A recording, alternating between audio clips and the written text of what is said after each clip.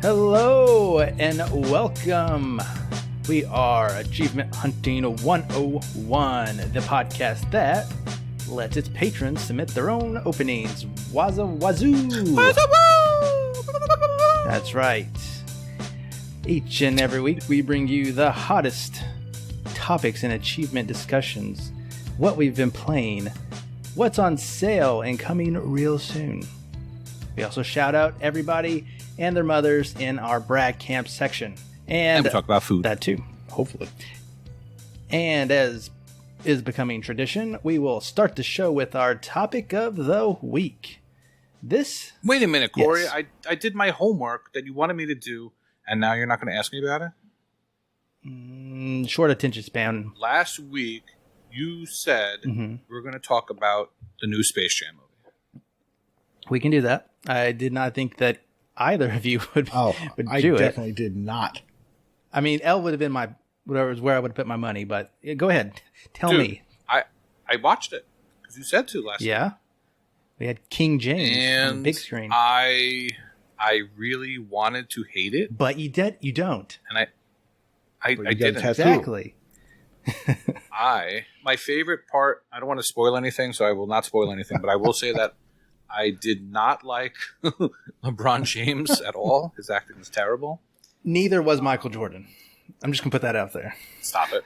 But he had a charisma to him that few have. You're working with cartoon characters you can't see. You got to cut him a little bit of slack. You mean his son, who outacted him every step of the way? Maybe, that little piece of junk. No, I think that I liked the cartoon stuff. The cartoon stuff was the best. My favorite thing that they did was they used all the WB resources that they could use. Exactly. Cameos. I don't want to spoil anything, but there's a lot of cameos, a lot of characters, and you're hunting during the basketball games in the background to see who you can spot. That was what I enjoyed the most. Yes, and I'll spoil it. Not really because it was in the trailer, but the crossover stuff is my favorite. And so, yeah, we were doing the same thing. And I was like, look, there's Scooby-Doo. Like the van, they're like all blurry, but that was in the trailer. Nothing spoiled. Okay, but yeah, I totally agree with you. I went in with low expectations. I think very, very highly of the original Space Jam. I knew this wasn't going to live up to it, so that probably helped. But I think it did fine, and I explained it to my Friday night crew, and I said that it is Space Jam in 2021. Like, that's what it is. Kids today probably love it like I love the original Space Jam, and they just kind of put their own spin to it for the times we were in. I'm still going back to the I think very highly of the original Space Jam. That line. Didn't you say you never saw that? No, I've seen none of them. See, that's your problem. Okay, so maybe. I didn't see it until recently, the first one. I was... Yeah, turn off your brain like you do during games and enjoy it. I was 7 years old when Space Jam came out in 1996. So that might be part of it. The opening song, though, will pump you up no matter the mood you're in. Come on and slam, and welcome to the jam. Wow. It brings a tear to your eye, that one does. This one, not so much. That's what brings the tear to my eye, yep. I implore fans of Space Jam to look at Space Jam: A New Legacy, and I would implore somebody with a second grader to watch it as well. Yeah, the kids liked it. There were a lot of adult jokes, a lot, and even some mild language, but it was good. It didn't need to be almost 2 hours, though. That was a little. It was a little long. Yeah. Yeah. So. And all the voice actors are not quite. When 1996, a lot of them were still alive. Chuck Jones was alive. Now it's like, Chuck. You have Jones. Fluffy being Speedy Gonzalez' voice. Yeah, I mean, they tried. I don't know who Chuck Jones is. I'm looking him up. Apparently, he's done a lot of Looney Tunes stuff. They have made new Looney Tunes. Like it's different. I don't know. Right. So it kind of makes sense that this one's different too. It's a Because I had heard they took away the guns and stuff, but there were guns in Space Jam. Yeah, there's guns. There's Yosemite had guns. smushing Elmer had people. Yeah. Anyway, There was a ball joke. That was fun. now I want to play the video game and see if they reference the movie at all. Oh, that's a good idea. My good friend Elroy just completed that game, and he gave me a little tippy tip. So I'll probably go back to it, see if I can get any further. It is a brawler, so it makes sense. Anonymous tip. No, tip I off? think it's just something that's on a solution that I just misinterpreted. So, yeah. With the controller, keeping your player alive. Yeah, you can use a second controller to revive yourself, but I thought you had to keep that second controller alive, so that's almost impossible. He says you don't have to do that. You just, once you like go to the next screen and like wait a couple seconds, you could just kind of bring it up when you need it if you're, quick, I guess. So I'll try it out. I've seen some people who are definitely not skilled at games completed, so I'm not too fearful about it. But yeah, and another movie has come and gone, and I've watched for free on HBO Max, and I just got reminded like yesterday that Suicide Squad is like a week or two away, so that's awesome. Good stuff, good times. Oh, and coincidentally, John Cena's back in the WWE. Who? I didn't see that. So, anyways, as is becoming tradition here on Achievement Hunting 101, we're going to start with our topic of the week. This time, we brought it to our patrons who submitted several different questions. This week, we're going from one by Tony Calzoni. He wants to know, and I don't even see his own answer here. Hey, Tony Calzoni. He wants to know, what are your bad gaming habits? Or do you even consider them bad? So I guess any gaming habits you have in general. I'm going to read a couple of... now, wait a minute. yes? Where's Tony's I think answer? I He didn't give me one. Games and drives, Yeah, I he did. think. It's really bad. You can search for it. I'm going to read you a couple patrons and then answer it myself. So we have infamous Noth the God, or otherwise known as Railbait, or otherwise known as some name that changes daily. He says, in his most serious answer, buying loads of games on sales I know very well I'll never play.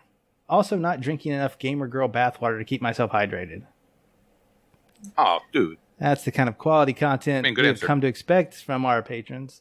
Ahizo joins in and says he needs to wash his brain for thinking this, but he agrees with Noth. The part about buying a bunch of games discounted that he may easily never play, not the part about the bathwater. And I can totally relate to that. I buy way too many games, and I already have access to way too many games, and it doesn't stop me. And I have this want, I have this need to go back and play these games, and I don't, and that part makes me sad. But what makes up for it is the brand new shiny game that I just installed on my hard drive. It never gets old, even if it's an older game.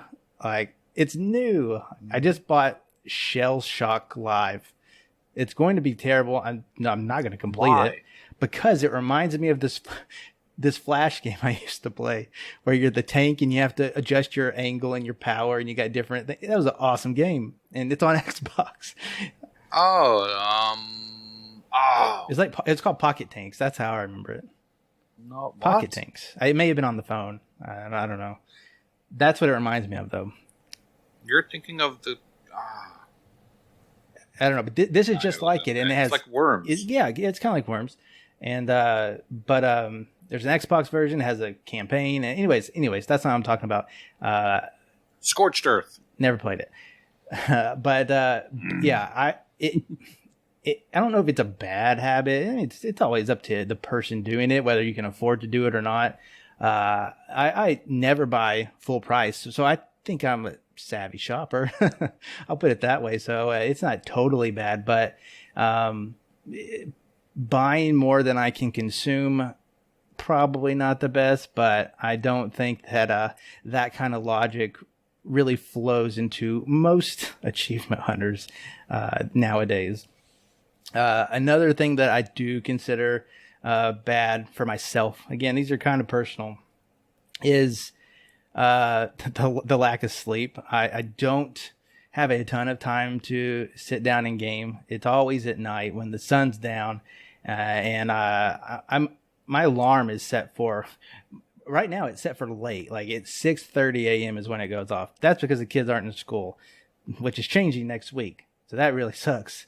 And but if this is the only time I can game, and I most of the time I choose that over sleep, and it usually catches up with me, and I'll have to go a day without playing any games because I'm just too tired. And then it's like I'm back even further in progress, but I kind of just make up for it with the games that I really want to get through. This podcast probably doesn't help. I like to try to play a variety of games.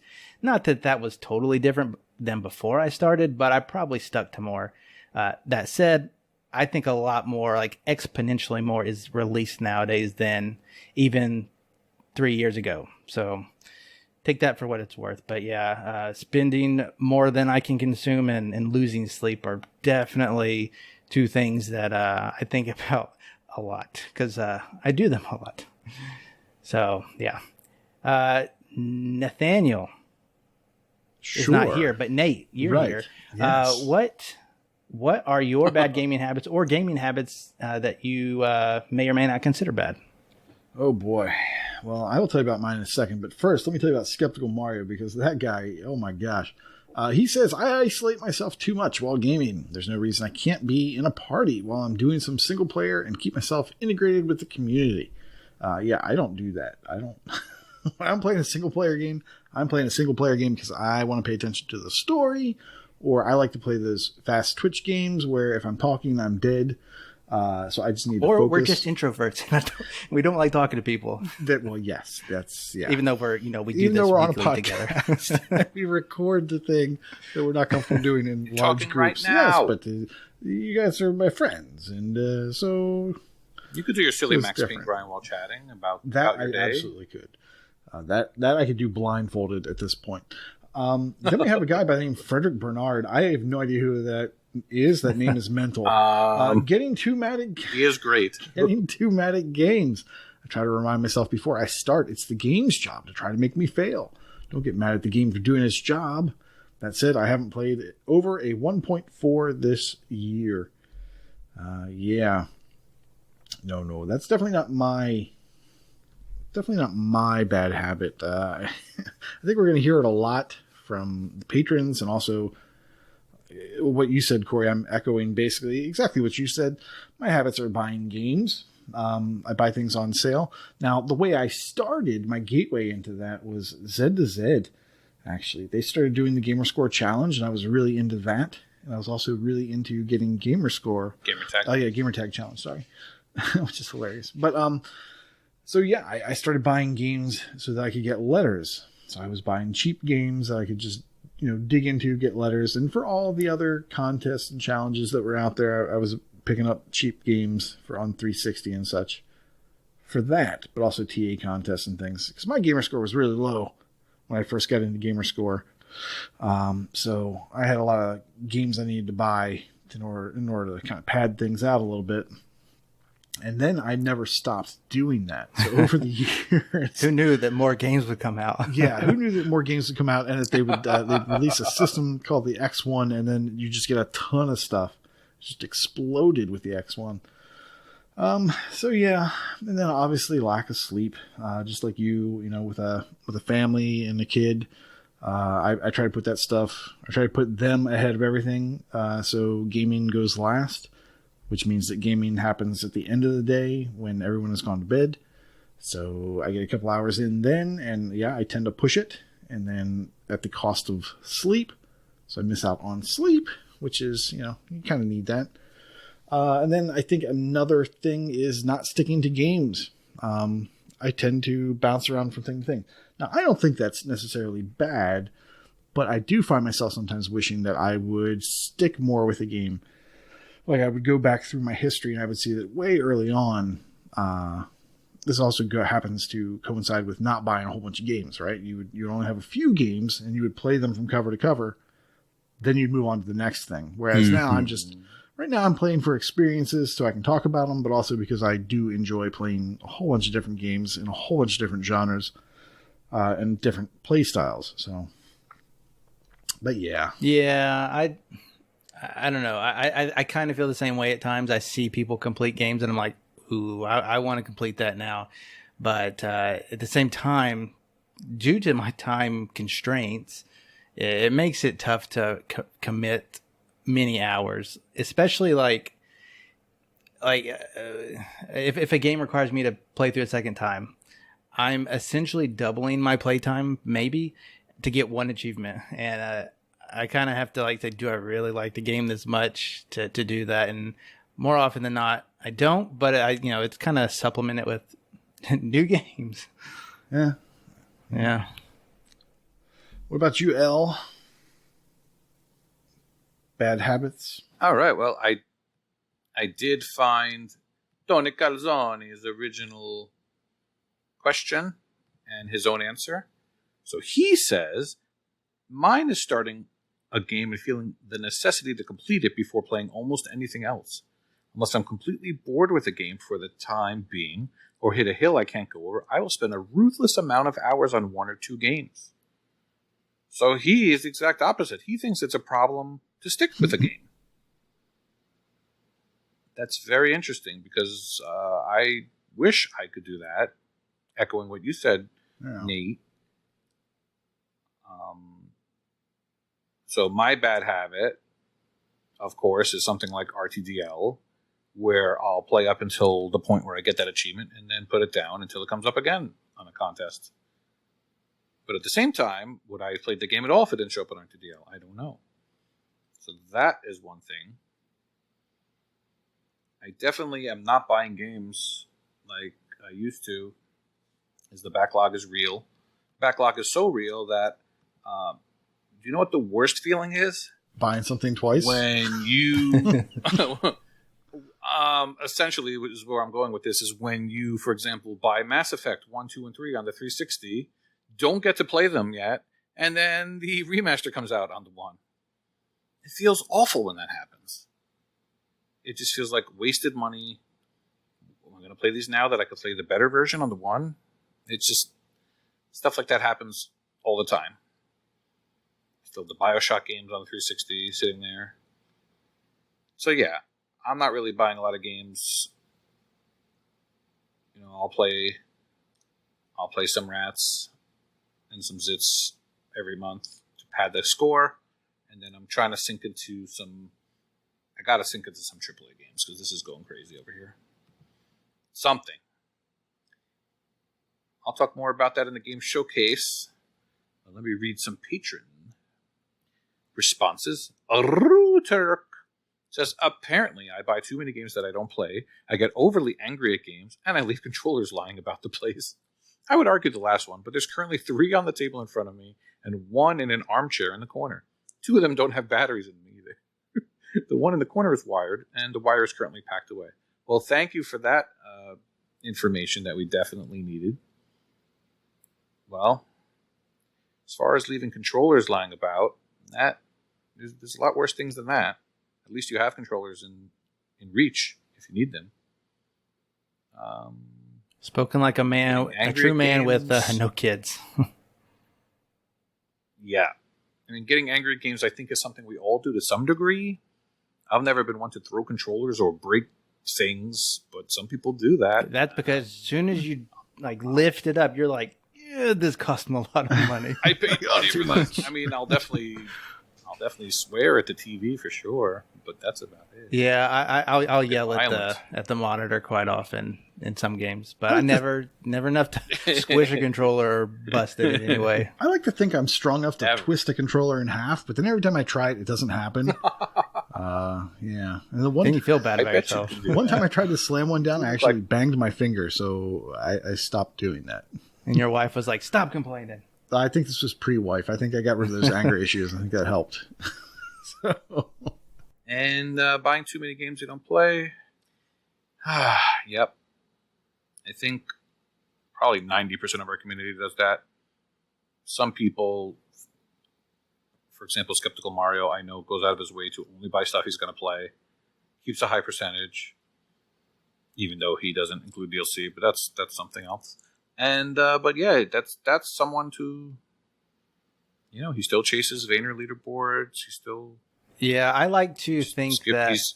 I can live vicariously through him in that regard. He stays away from the easy games. There's no problem doing that. He still enjoys achievements, because ultimately it's whatever it means to you, right? Which is the great thing about it. They can mean many different things. Especially we can now, all get along together. With all the Game Pass games and sales, there's never nothing to play. So you could wait until you complete a game and just pick up something else. It's kind of like owning all these DVDs and having 75 streaming services and not touching the DVDs. Because there's always something to just click of the button away, you can watch a movie. All right, last but not least, we have Threamhole, who goes a different direction, and his issue is skipping sleeping to play games. I know the data suggests I'm seriously hurting my long-term health, and which also triggered a depressive episode during the end of the Z2Z podcast. Another mention for Z2Z, RIP. I know I am not functioning at my best or helping with my already poor lack of focus. Does the joy and comfort of gaming offset the harmful effects of gaming addiction and sleep sacrifice? Well, I guess only you can answer that for yourself. It's definitely a temporary relief, because I know I feel pretty good when I complete a game. Even if I stayed up till 1 a.m., it's like, nice, I did it. Now I can delete it. And I know that a couple of days ago I stayed up till 3 o'clock in the morning gaming, but it caught up with me, and last night I grabbed a quick achievement and went right to bed early. So I can't do that every night. Maybe once in a blue moon, stay up 1, 2, 3 o'clock. But when I hear people getting 4 to 6 hours of sleep every night, I don't understand how they can do that or focus during the day. Like, live off of energy drinks and coffee, and it doesn't sound healthy, but some people live by the adage, I'll sleep when I'm dead. So live it up, play some games. To each their own, for sure. Yes.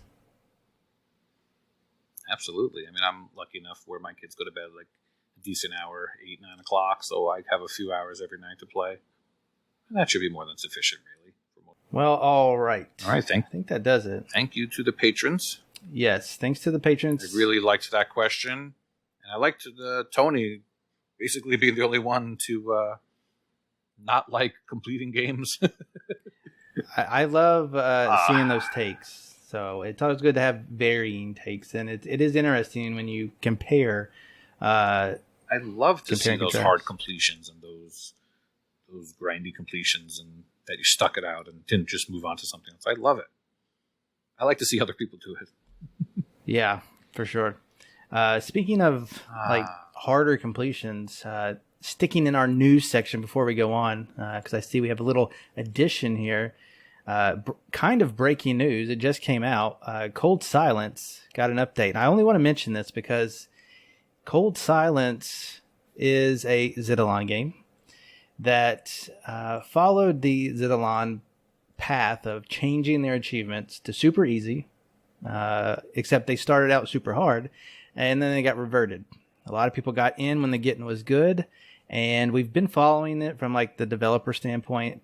But the first title update, I guess it's the second. The first one had a lot of 0-point achievements, I think. The Creators Challenge achievements. But this one actually added 1,000 gamer score. And we've been getting, if you ask me, too many instant 1,000 gamer score title updates. It's almost disgusting. I don't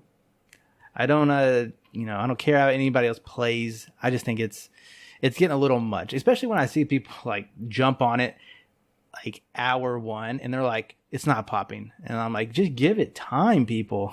I'm like, oh my gosh. Anyways, this one just came out, and I'm only going to mention it because this update actually contains an update. The developer known as Saint Heiser. It's made it very well known. He's put a lot of love and care into this update, and it actually makes you play new content he added to the game. That's right. What an astounding way to go about an update is to actually add stuff to your game. So you got to do a little bit of that. You got to find some new collectibles. He added a really cool thing that we mentioned before, where some of the people who completed the game originally in its hard form, they are now immortalized in the game. And that includes our very own Wakapeil. I believe Icefire TN is in there, Inferno. So that's pretty cool. I'll definitely be jumping back in and looking for their names. And Big L. Not Big L. Don't think so. Oh. And CJH Carter, I think maybe in there as well. He's one of the first to complete it. And they're telling me that I don't know if they called them this. I'm not going to put words in their mouth, but some of the baby gamers who got in with the easy update might be in for a little bit of a challenge, which I like to see. I like to see you put a little bit of time, effort into it. So that's cool. So yeah, Cold Silence got an update. And it doesn't follow suit. People were pissed. Yeah. They're mad because it's going to be a little hard, and they actually have to play play the game. Wasn't it known that this was going to happen, that he was going to update it? Yeah, he's been working on it for a long time. Pretty well known. Basically since, I think, November 2020-ish. I think that's when the big outbreak happened. He actually posted, I'm in his Discord, and he posted something like, there's these little telegrams in the games, and he said that some of the in-game events are twisted with the events of November 2020. Some voice from the telegram radio offered to replace achievements which killed innocent people. And he says, I've tried to revive the victims with rollback, but some of the things can't be returned. It's because he's kind of throwing that nod to achievement and the big scandal when he made them easier and he had to revert them back. And yeah, so I don't know. I'm looking forward to playing it, and he's actually putting out a Windows version. I think it will have an easier list at the start, but that's fine. For him to put all this effort into his small game, I think is pretty cool. And I don't know. I'll probably buy a few copies to do a little giveaway because I think it's pretty cool. So yeah, that's cool. Nice of you. I believe our very own Inferno has completed it already, and he was number 2. Number 1 was someone called Majora.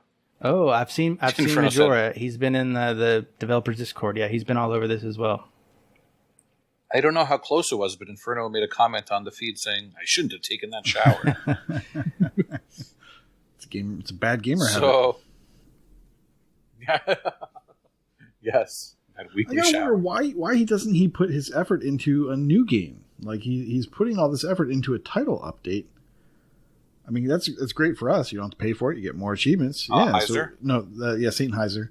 So why doesn't he just make a sequel or make something else? And I mean, I guess that takes a lot longer to put out, but still, I don't know. I guess it's just love for what he's created. So I mean, look at these graphics. I don't see him recreating anything like this anytime. Hey now. Oh, come on now. What? There's a pool of blood. Get out your crayons and show us something better, Al. I'm opening up Microsoft Paint right now, and there is one other thing that somebody's added to my news. Another title update. Why don't you tell me about this, L? Gears 5 crazy update. Yes. Speaking of people getting pissed, there's a new update for Gears 5. People are going crazy. There's, I believe, another new Seriously achievement. And you gotta kill 400,000 something or others. 400,000? I don't know, I've lost track. Yeah. I don't know if it went live yet. Coalition is basically, according to a bunch of people trolling at this point, because this went from an already 200-hour completion to... And I don't know what they're thinking. Oh, it's on their actual website. So I don't, it's not live yet. But you have to do Find it? Yeah, you have to do some re-ups. I don't know what those are. Are those like prestiges? Yes, correct. Re-up 50. I think they made a re-up mistake 60? where they said level 100, but it was actually level 25. Yeah, there's some easy ones like just win some matches, win 10 matches. Here's the one I think you're talking about. Do 400 million damage in Horde or Escape. Sounds like a lot. Okay. Oh, here we go. Seriously, People are not 5.0 Chapter 2. 50 re-ups. Finish campaign on Inconceivable. Master all 32 Escape Hives. Master all Horde maps in 50 wave and Frenzy modes. And get all PvE classes to level 20. That sounds terrible. Yep. And it's a shame because I was just talking with the Retro Chief today in our patron chat, trying to convince him to start a Gears game, but he just kind of what we were talking about last week, how you talked about how you shouldn't let an unobtainable or a hard list from making you start a game. Mm-hmm. Well, this series has such a terrible reputation with their achievements that people steer clear. They don't care if it's a good game. What about tactics? Tactics, that's doable, right? It's not a horrible one. That one I'm not too sure about, but Gears 1, I was saying just play Gears 1. Grab a friend, play through the co-op campaign, and forget the list. Some games you just have to do that. If you want to grind out seriously later, you can, little by little, but yeah, just it's a turnoff seeing this kind of update over and over and over. And it's artificially extending the time, and you can't even play anything else because you have to dedicate your life to this game. Yeah, that's where I think achievements can be bad. Again, I'm not going to be one to tell anybody what to do with their tag. If you want 100% completion, I guess don't put it on your tag. But I really hate to see a good game be missed because of that. I guess there's always alts and stuff, but I do follow your theory of this is your gamer tag is your resume. It's your lifeline, your history. So it's kind of cool, I think, to see the warts and zits, as you put it. Yes. So, all right, that's a Warts big update. and zits. Yeah, let us know what you think about this update. Cold Silence and Gears 5. Let us know what you think in the podcast discussion room. All righty, what a news and topics portion of the show. Let's move on to the game showcase. Actually, the opposite of your bad habit, Koosh, of buying new games. Maybe it's considered a bad habit because you get hyper focused on free games especially when they're limited time free games. What did you play this past week? Well, okay, so I've talked about it in the past, and you know how much I love it. The free play weekend happens every week, just about, and it's not often that they have a game that I'm interested in, but when they do have something that meets that special criteria of completable in 1 or 2 days, probably has some way to grind it when you're not actually sitting there playing, and it's actually kind of fun, then I kind of jump in on it. Now, I had originally had plans just to keep working on my Max Payne grind because I wanted to be done with that. And Mattism said, hey, I need a partner for some of these Olympic Games Tokyo 2020 online achievements because of the free play weekend. So I took a quick look at the game. I was kind of going to pass it up, and then once I saw, how much it was going to involve, I said, okay. And he said, all right, I'm going to stop doing my grind too. I said, all right, well, if you're quitting your grind for the weekend, I will quit my grind for the weekend, probably. As long as you're not going to beat me. Yeah, maybe I left a bad impression last week. It wasn't really a race. It was more of I'm going to do this if you're going to do this. And then we'll get it done faster by kind of spurring each other on to get through it. Because, man, 300 some games or whatever, that's rough for Max Payne. But let's talk about Olympic Games Tokyo 2020, which was the free-to-play weekend, or free-play weekend, which coincides with the Olympics that are going on right now. So it's always kind of fun to get a game that's kind of tied to a real-life event that you can go and watch. Now, I haven't actually watched any Olympics yet, but I remember playing on my old Apple II the Winter Olympics games. I also had the Summer Olympics games. Remember doing the shot put and the discus and all that stuff, and the javelin. I just remember doing all those things, the high jump. And so it was really cool to get in there and see this game. Now, this is developed and published by Sega. Let me start off by saying that the animations in this game are top notch. Like, it's amazing. Like, as your character is going to do like the hammer throw, you can see them spinning, and you can see like their face changing, like their facial expressions are changing with each spin as they're getting ready to throw this hammer. It's really detailed. So they put a lot of time into this thing, and it's really high quality. The load times are a thing. You will be seeing load screens a bunch. They're not the worst you've ever seen. But when you're trying to complete the game in a weekend, maybe they get a little bit much. They had a whole bunch of events. Let me see if I can pull up all the events there. While you're doing that, did you happen... What is Rugby Sevens? Yeah, Rugby Sevens is a sport. So they have events, but then they also have sports. So they have like games within the Olympic Games. So they have the 100-meter dash, the 110-meter hurdles, the hammer throw, the 100-meter freestyle swim, 200-meter individual medley, which is a swim. Then they have the long jump. They have BMX racing. And there are a little bit of tricks in there. It's not really much special. There's the 4x100 meter relay, and then there's tennis, there's sport climbing, there's boxing, judo, table tennis, baseball, basketball, football, rugby sevens, and beach volleyball. That's a lot of things, and you need to play each of those somewhere between 4 and 7 times each in order to get... actually, one you have to play 10. BMX you have to play 10 times, but that's really fast. To get tips. Every time you complete a level, you have a chance of getting a tip. I shouldn't say a chance, but you have to play BMX 10 times, and you'll eventually get all the tips that they have. I think they have 5, and you'll get one like every 2 levels or something like that. But there's an achievement for getting all of the tips for all of the sports in the game. So you are going to play these levels a bunch, and you're going to have to get gold, get first place in each of the events once. Now, that is totally doable against the computer, but if you're really having trouble, you can always load up into a game with a friend and have your friend quit out. So you don't even have to finish the event, and you will get the gold medal for that event, so it'll be really easy. Then there's other achievements for getting so many golds online, so many golds in a medley, which is more than one event. And you can choose your medleys. You can pick and choose, make them whatever you want. But then there are also fixed medleys, which are set by the game. You have to do a couple of those as well.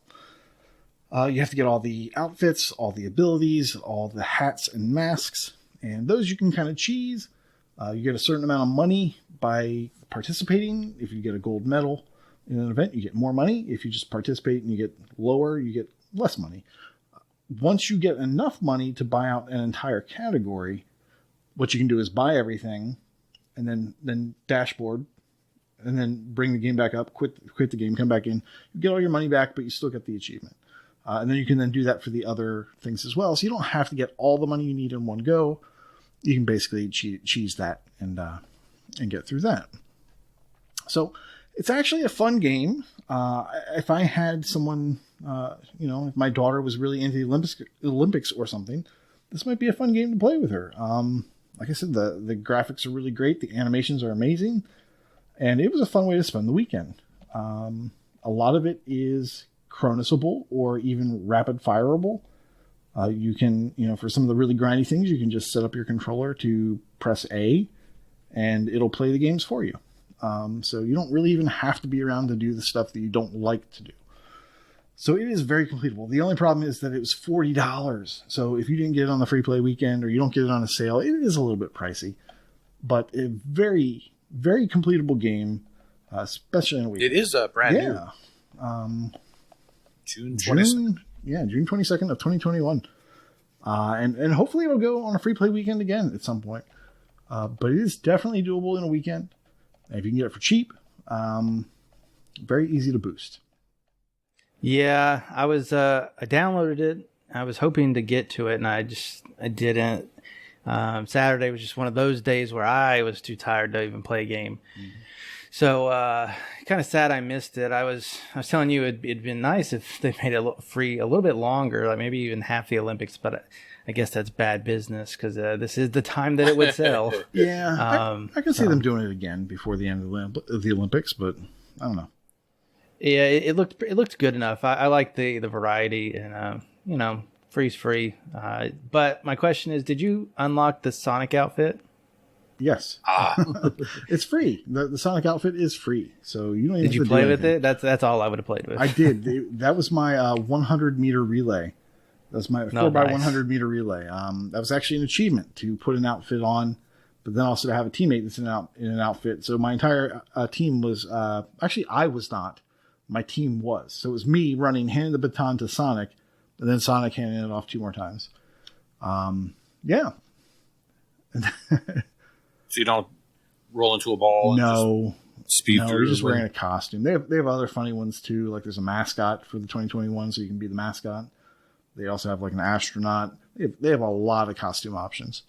A lot of weird stuff. So it's kind of funny. I'm looking at the TA for the game, and it was at 1,700 before the free to play weekend, and I guess during that time, at the highest, it jumped to 1,900, and now it's back to 1,800, but it's still higher than it was before the free to play weekend. So I guess not as many people completed it in the weekend. Yeah, some of the grindy stuff is a little bit grindy. So, I mean, if I didn't have a rapid fire controller, I'd have to be sitting in front of the computer watching something else while I was doing it. And yeah, I could see that. Very, very cool. It looks like quite a few community members completed it. Devin and Heizo and Matt Ism. Yeah, Matt Ism. Yeah. Matt Ism and KooshMoose and Philip Wendell, who told us he completed it. So way to go. Yeah, other people kind of dipped their toes in. I see some people tried some stuff, but I often wonder, if some non-completionists are just happy to play and get whatever they get and move on their merry way. And I also wonder how many non-achievement hunters or just anybody who pick up the game, play it, and say, "Oh, okay, I'm going to buy this." Like they use it as a demo, and it entices them to buy it. Yeah, I can see that that's why they're doing it, right? I think that's why they're doing it. I mean, this one obviously they're trying to get Just wonder how many the Olympic tie-in to get people's interest. One last quick question before we move on. You said that it would be a fun local game. Do you know, is there split screen stuff or is it all take turns stuff? I didn't do any local, so I don't. Okay, I was just curious. Like back in the day, those would usually be like take turns type of games. Yeah. Maybe you could race together. So when you're doing the online, 100-meter dash, it's at the same time. So I can see Mattism and I can see myself all at the same time. I think they could probably pull that off locally. But I don't know. I didn't think to check that out. Okay. Yeah, but back in the day, it always used to be just take turns. Curious. Yeah, if you set up like something with 4 people, you had to sit through it 4 times. Yeah, like the hammer throw or the javelin throw or the long jump would all take turns. But a race, maybe if you just split screen. I mean, all the races were very short, so it wasn't like you have to look at the entire track. You just have to look at one side of the track. So they could have gotten them all on one screen. I do not know. Well, thank you, Koosh. Let's move on to UL. What did you play this past week? All right. I have a couple games to talk about. First one, let's start with the Touryst. Now, Nate talked about this game. I looked up when, and do you want to guess when you talked about this, Nate? When it first went in Game Pass? Let's see, a year ago. A year ago. Yep. Because it feels like it was just yesterday. I remember you talking about it. Oh, it doesn't feel like just yesterday to me. I think maybe it was 2 weeks ago when we said it was leaving. No, that was last week. Yeah, so I've been playing this game with my son, and we've been enjoying it a lot. And by the time you hear this, there'll be like 2 days left to play it, but I think it's doable in those 2 days, so that's why I wanted to mention it. TA says it's 4 to 5 hours. We've been going through without a guide, because I don't think there's any missables. I did look to see if there were any missiles, and there were none, so we've just been playing straight through. I've referenced a couple of solutions here and there, but other than that, we've been going through on our own. How'd you like that rock Solve snake? puzzles. Which one? The bosses kind of suck. Yeah, the rock snaky boss. Once you figure out what to do, the one like you're in a cave. That's all I remember. Yeah, there's a couple of them. You got to stand up and throw the thing on the spots. Yeah, I did not catch on to that. There's a couple of rocks. Super quick. No. Yeah, there's one where you have to make it smash your blocks. Yeah, there's a few different bosses. We've only done 3 of the 4. So we're up to the last place. I wanted to complete it before talking about it, but alas, we didn't get a chance to. So that's our project over the next couple of days before it goes away. I remember last week you said the surfboard thing was going to be a pain, but that wasn't bad at all. I got that done pretty quickly. What I did have trouble with was some of the arcade games. There are 3 arcade games where you have to beat a high score. And one of them was a racing game. Yeah. You that one I do remember doing a couple times. You have to hit the boost perfectly. Yeah, you have to hit the boost perfectly and just remember to slow down a little bit. Otherwise, you're going to fly off the track. So it's actually better to slow down and hit them perfectly than to hit them and fly off. And then the middle one was this one where you have to fly and hit some dynamite. And then the dynamite, you have to get them in the right order to get more points. And then that was actually my favorite one. And then the third one was like an Arkanoid type game called Ball Breaker. And that one took me the longest because I kept getting these really awful, it's like RNG of which stages you're going to get. And I kept getting the worst ones where you was all black on the bottom and you couldn't hit anything. So as it goes with these type of things, I get so close, and then when I finally hit it, I go way over and above. So I needed 70,000 for that, and I wound up with like 90,000 before I just died on purpose. So far, basically you just go around from place to place, and you take pictures of stuff, and you change outfits, and it's very cutesy. It's not quite for the littlest of little kids because there's some puzzle elements. So I think it was a perfect father and son game. We figured out stuff together. Unfortunately, there's a lot of typos. I never understand why someone just doesn't get a fluent English speaker to just proofread their games. So many basic words are spelled wrong. It's just, you know how I am with that stuff. But come on, these are basic words. Spell them right. Put them in a spell checker. Looks like they are from Germany. Oh, that's fine. Great. Find someone from not Germany to edit it up. Because there's some real funny content in there. Colorful characters. And just overall, I had a good time with it. They spelled Touryst with a Y, and then they proceeded to spell like Hawaii. They had a version of Hawaii spelled weird, and then Fiji was spelled Fygy. Do you think they misspelled the name of their game? Yes, definitely. But that I think was on purpose. Just misspelled everything. What do you think of the game graphically? I think it's a beautiful game. I like it. No, I like it. Yeah. Yeah, I would play more games like this. Like this, if Lego could do this, it would be outstanding. Do you even remember the game? Absolutely. What'd you think of that mine shaft? What'd you think of that? I didn't. I think that's in the last area. I have not done yet. Okay. Soggy. Yeah, you do have an achievement to reach the bottom of the mine. Yes. To the left. Yes. It's the last place we have not. Gotcha. Yeah, no, I enjoyed the game. I thought it was fun. I thought I'm trying to remember if I thought it stayed too long. I think it was about right. I had difficulty with the surfing level, as you know. I did. I had a little bit of difficulty with it. That was really the only thing I had difficulty with. I was worried about the arcade games like you were talking about, but they ended up not being so bad. I think I did all the puzzles pretty much by myself. I might have looked up one solution. I think I had trouble figuring out where some of the caves were or something, some of the hidden areas. And once I figured that out, the scrolls. Yeah, once I saw something, I found 2 of them, so. It kind of helped me get the rest of them. But yeah, I enjoyed the game, and yeah, I like the destructibility of the voxels and things like that. It was a fun time, and I didn't notice all the typos, or if I did, they didn't get on my nerves too much. But I thought it was fun. Yeah, my son says to me, Dad, how come we waiting for it to leave before we're playing it? I'm like, that's just how it is sometimes. I said if we started playing it and it wasn't leaving, we probably would have put it down and gone to something else. And he said, yeah, you're right, Dad. A pretty good completion, actually. It's got a high TA, a lot of starters. 1,500. For 1,500 TA. Yeah, that's a lot for a pretty... I guess it's a harder game than Mental Knight has played if he hasn't played bigger than a 1.4 this year. All right. Are you ready, Koosh? Oh, I'm ready. All right, I'm gonna let you start.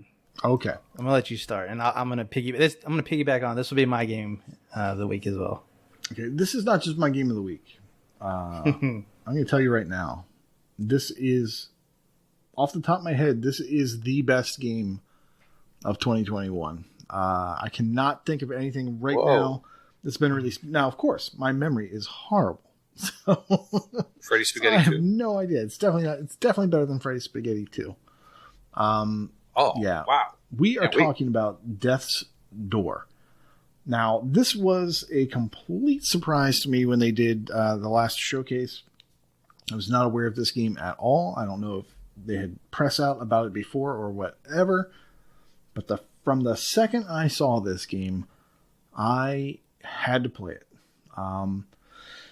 Death's Door is by developer Acid Nerve. They have done Death's Door Windows 10 and Death's Door Xbox. That's the only thing they've done. And the publisher is one of our favorites. You know, our publisher who only picks, it seems, the best games or games that we end up loving is Devolver Digital. Really like those guys, and this is another winner. The game, I think when we were talking about this previously, I unfortunately listened to some of the stuff I had seen online, and I called it a roguelite. Now, it is not a roguelite in the sense that the levels change as you go back in. So you die, and then the level changes a little bit, then you go back in. It's randomized. None of that happens. It's fixed. This game is very much like playing Zelda meets Dark Souls. And it is so good. The art style is amazing. The music is fantastic. There's one area where one of the mechanics is these little pistons that move up and down. And they're like little elevators that you can ride. And the music in the level doesn't really make sense at first. The music is good, but once those things start moving, they are in beat with the music. And it really, the combination of like the physicality of the level doing that, you timing your movements with the music, really just, it does something. And I was really invested in that dungeon and the music. It's really fantastic. The first boss that you're fighting is like straight out of a Miyazaki movie, right? Like it looks like Spirits Within. Like this boss is just, fits right in with that. And this game is fantastic because there are secrets hidden everywhere. You're going through, you just stumble on something. It's like the old days of Zelda, where you just find something through exploration and it just kind of blows your mind. Like it's not given to you. If you're looking, you'll find all kinds of little puzzles. You'll find things of, okay, I can get a seed if I go over to this area, or I can find something. I don't know what it is, but I know that this is going to be something. So you kind of have to file it away in your memory and come back to it. A lot of times they'll put like a temple that you have to go to, or a shrine that you have to get either a gem that'll help with your health or with your magic. And you can't get to it yet. But you can sort of see it in like the top corner of your screen. You can see 10% of your screen. You can see this shrine. And you can tell that there's a way to get to that, but you don't know what it is. So you then start exploring the environment, poking through everything, slashing everything, just trying to figure out, okay, well, how am I ever going to get over there? And it's packed. This game is packed with this stuff. There's little clues. There's clues written on signs. There's clues that NPCs will give you. There's clues on top of collectibles that you're picking up, because you can actually go and look at all the collectibles and kind of rotate them. there are solutions to puzzles on collectibles. This game is just amazing. This game out Tunic. They ate Tunic's lunch, man. Like, Tunic has been spinning their wheels forever trying to make Death's Door. And if Tunic is better than Death's Door at this point, we are all in for a treat, because this game is everything I wanted Tunic to be. So I've talked about the level design. I've talked about all that fun stuff. The map itself, or the screen itself, is kind of like a 3D, isometric as you're kind of looking. They do this thing where very infrequently you'll find a section of the map that has a secret. And all of a sudden, the map starts to rotate, and you can see the other angle that's been hidden the entire time. And that just feels so special when they do it. You're like, oh man, I found something. It's so crazy that just rotating the map a little bit, you just kind of get this electric charge. You're like, oh, I'm about to find something awesome. About to find this super secret cool thing. And I just love everything about this game. Now, it is a little bit challenging.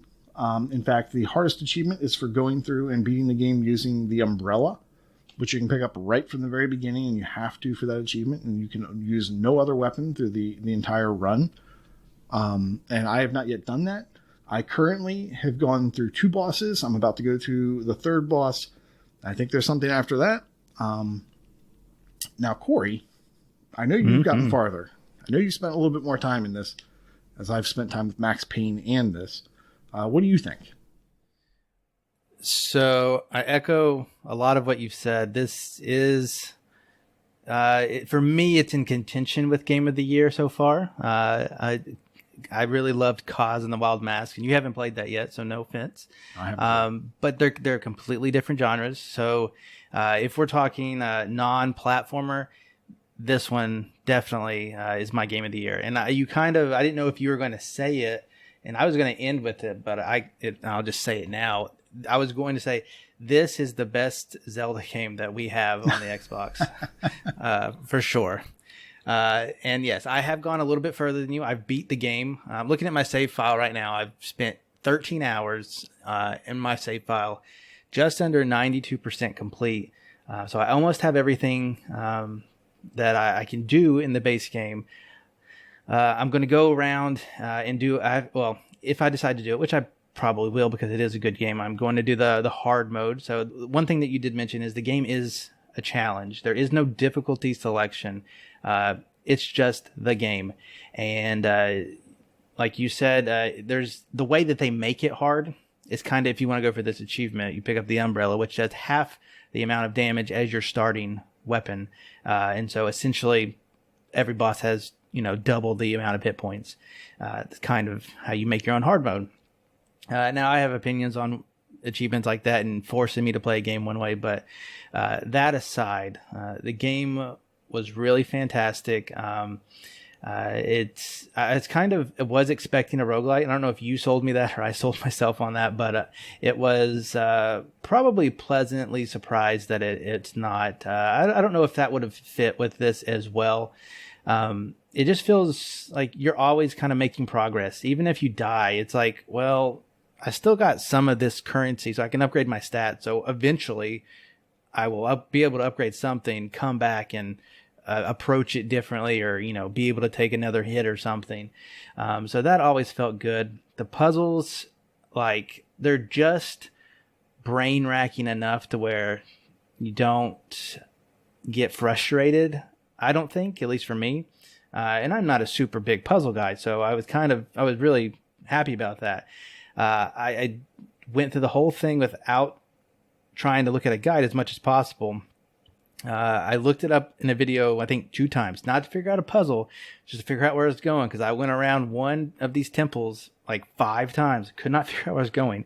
The stupid me missed a locked gate in a corner of a room that I already had the key to. So it's my fault. I'm just not figuring it out. But it's been super great. I really can't say enough good things about it. I will be stack. It's one of those games where okay, good, it has a stack, and I'm mostly anti-stack, but this one, I think I will play. I will wait a little bit to see if they add it to Game Pass. Devolver Digital, so pretty much got a 50-50 shot at this point. I do want to say that they published an article. They had like 100,000 users over all their platforms. It has to be mostly PC because we have 2,600 on TA. I mean, I know we're a very small minority, but, you know, anyways, it's getting a lot of praise. I looked back. The earliest I could find this game mentioned is March. And so we went from March, and we probably really didn't even get on our radars till May, based off an announcement trailer I saw with Xbox. And so, yeah, that's how you do a game release. You don't do it like Tunic's doing, where it's been teased for too long.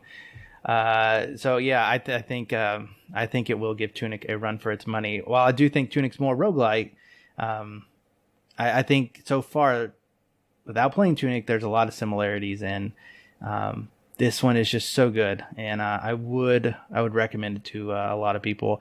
Like I said, I've spent 13 hours in it. I probably have an hour or two left. The things that it does good is it gets you a format of the game. You basically kind of repeat that, you know, kind of like a Zelda game with your dungeons, and you get a new ability or something like that. But once you play the game and you beat the story, you're not done. They actually add stuff post game that throws it on its head just a little bit. It's just enough to make it good, and no spoilers. But it's been a really good time. This is one of those games I've stayed up late playing, just to kind of get through it. Not just to get through it. I've enjoyed every moment with it, but yeah, it's just such a good game. I just want to mention really quickly, if you find yourself with some fundage, it's $20, and you buy it at full price, and you start this game, if it's not for you, don't worry. The first achievement is Koosh will give you all your money back. No, I won't do that. But I would say the first achievement is at least an hour in. If that, like, it's gotta be, yeah. I think I played 3 hours before getting an achievement. Yeah, unless you're specifically looking at the achievement list and going for something that's easy to get early on, I don't think you're going to get it. Unless you play for a couple hours. There is one nit I'd like to pick, and that is that there's no map. There's no map at all. Now, this kind of goes back to the old days of gaming where you would kind of they didn't have maps, so you'd have to make your own map. And that's the sort of thing I kind of felt myself thinking, oh man, I really should have been taking notes. But really, I want the game to do it for me. So at some point, I would like some sort of map. It doesn't have to be exact, like this room goes to this room, goes to this room. But just give me like a fog of war map. That would tell me. Zones. Just tell you the zones. Just give me a zone. Kind of gives you a general layout color of them. In. Exactly. Because I looked at one video because I got stuck in this one dungeon. Now, I thought I was completely soft locked out of progression because of this one door I couldn't go through. I saw that it was open. I couldn't go through it. I was like, clearly I can go through this door. I'm pretty sure that inside of that door was a seed. And that's all it was. When the gate lifts up, you pick up a seed or you pick up like a little glowy orb and get some experience from that. I think that's all that was behind that door. But I kept thinking that was the way to progress to get through the level. I was racking my brain and I said, oh, geez, it's taking forever. I'm going to watch a video of just this level, and I'm going to very carefully watch and just see how they get through it. Because I've already gotten halfway through it. I've gotten 2 of the doors, 2 of the things unlocked I need to unlock. I have 2 more things to unlock. And as I was watching it, I finally figured out where I needed to go. And it was in a corner of a level that you really only pass through if you're progressing through the level naturally. And because I had gotten past that point, I skipped a little corner, and that corner was important. It was very important to finishing the level. So I went back and did it. Unfortunately, when I did that, I saw a gameplay element that I had not discovered naturally, and I felt robbed. It was an optional gameplay element. Well, no, it's not even optional because I think you need it to get to get through some puzzles. To get 100% for sure. I don't think you need it to get through a puzzle. I think you can get by without doing it at all. I was robbed of joy though, like to discover that mechanic. Sure. And to feel like a genius when you find that mechanic that they don't tell you how to do, but you figure out on your own. I was robbed. So I felt a little bit sad about that I ruined that for myself. I couldn't figure that out as I was going. There is a character. There's an NPC. I know we're going long. There's an NPC in this game that I think is hilarious, and that character serves as a cleanup assistant. Like he'll tell you things that are happening in like very vague terms across the 3 zones, saying if you go behind this house and you look for a whatever in the whatever, you'll find a path, and that will take you to something good. But he says it in a rhyme. And he does that for each of the zones. And then you go and you find that thing and you come back to him. He tells you a new clue for each of those zones. So that's a little bit repetitive, but they do have quick travel, so it's not so bad. But I just love that, because if you want to tease it out and you want to go do the exploring and get just a little hint, they do that in game. And you don't have to go through a guide and ruin the whole thing and just go point to point. If you want to enjoy the game, they really allow you to tease out those special discoveries. And man, this is my game of the year so far. I just love it. And I'm going to stop now. That is Death's Door. Yeah, and no spoilers, but you are not done with your favorite character with once you beat the story, the game. Fantastic. I love it. You're not done with him. Also, one other thing, there's no voice acting in this game. It's all text-based. I think that kind of adds to it. I don't know if having voices would done anything to me. Oh, can't believe I almost forgot it. Also, in the most nonsensical way that you would have never thought of, it does one of the best pop culture references, and I'll just leave it at that. Hey, we're gonna talk after. I've mentioned it before, and if I see that in the game gets an A+ for me. And interesting. And I must have missed that reference. Did I get to it yet, or is it later? Oh, you would have got to it. Okay. It's after the first boss, I think. Yeah. We'll talk. Maybe I saw it and just passed on it. Yeah. Get your people in touch with my people. We'll figure it out. We'll do. All right. That was Death's Door. Definitely go check that out. Do you have anything else, El, besides the Touryst that you want to talk about? Well, I have my game of the year. Oh, come on. From 2000. Shenmue. 2000 and what? Well, actually, it came out in 1999 in Japan. It came out in 2000 in the U.S. On what system? I'm going to guess the Dreamcast. Oh, very Nailed good. it. 99.99. It was a very good guess. Also, both of you picked Sega games. Just throwing that out there. Yes. I didn't know it was. You cannot dress like Sonic and Shenmue. I didn't know it was Sega until I looked tonight. Oh. The Olympic game? Yeah, I had no idea that it was Sega. I knew it was Free Play Weekend, so I grabbed it, and I didn't know anything about it. But yeah, it was Sega. Oh, Sonic was a clue. Yeah, I just figured he was part of the Olympics. But. Tie-in. He's one of the mascots. He flies He overhead. just thought it was like a Tokyo Macy's thing. Parade. Like he's contractually obligated Sonic to is appear everywhere. anywhere in Tokyo. Yeah, I'm trying not to sound stupid, but yeah, that's exactly what I thought. That's impossible for us to do that. So anyway, real brief, Shenmue, I think, is responsible for things like GTA existing. It is, you got your open world, you got your oh my god, the time element where, for better or worse, you have a time, you have a clock, and some stores are open at certain times, and you can only do certain tasks at a certain time. So on one hand, it's cool, but on the other hand, it could be limiting, and you're just waiting for the clock to tick so you can do stuff. But ultimately, yeah, this game is very polarizing just overall, but graphics were amazing, the soundtrack was amazing. Even if the main character and all the other characters never change their clothes from day to day. I wish they had something where you could change your clothes. You're always in the same outfit. Because especially with the passage of time and it tells you what date it is and stuff like that. You'd definitely be smelling pretty right in that t-shirt and leather jacket. The other big thing people remember from this game is the voice acting. Every single thing is voice acted with very monotone talking. Oh, how are you? Have you seen the Landy? I see. It's just very, very monotone, but there's a ton of it. So whenever you need clues, you go around and you talk to the characters, and for every new thing you find, you can go back and talk to those same characters, and they will give you new hints. So there's a lot to do. As far as the remake, they didn't really add much to the Xbox One version. You bought 1 and 2 together. I've only done the first game so far. There's a walkthrough on TA.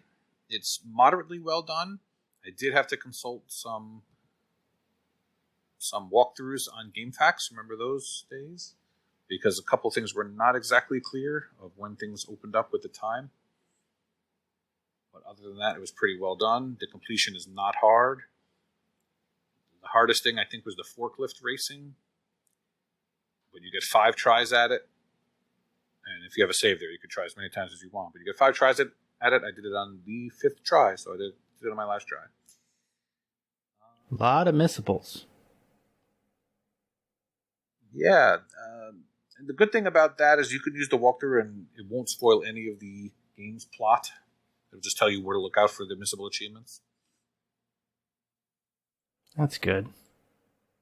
And it also, for better or worse, introduced the world to QuickTime events. There's a lot of moments this where game you have sucks. to hit left, A, B, but the walkthrough will tell you exactly when it's going to come.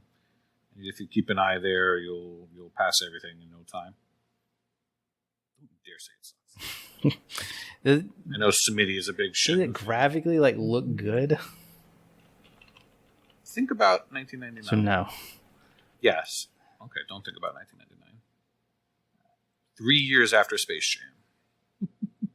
Oh, that makes sense. Yes, it graphically looks very good. Yes. Okay, so this came out. This came out because they did a 3, right? That was a big deal, and they remastered. 3 was a Kickstarter, right?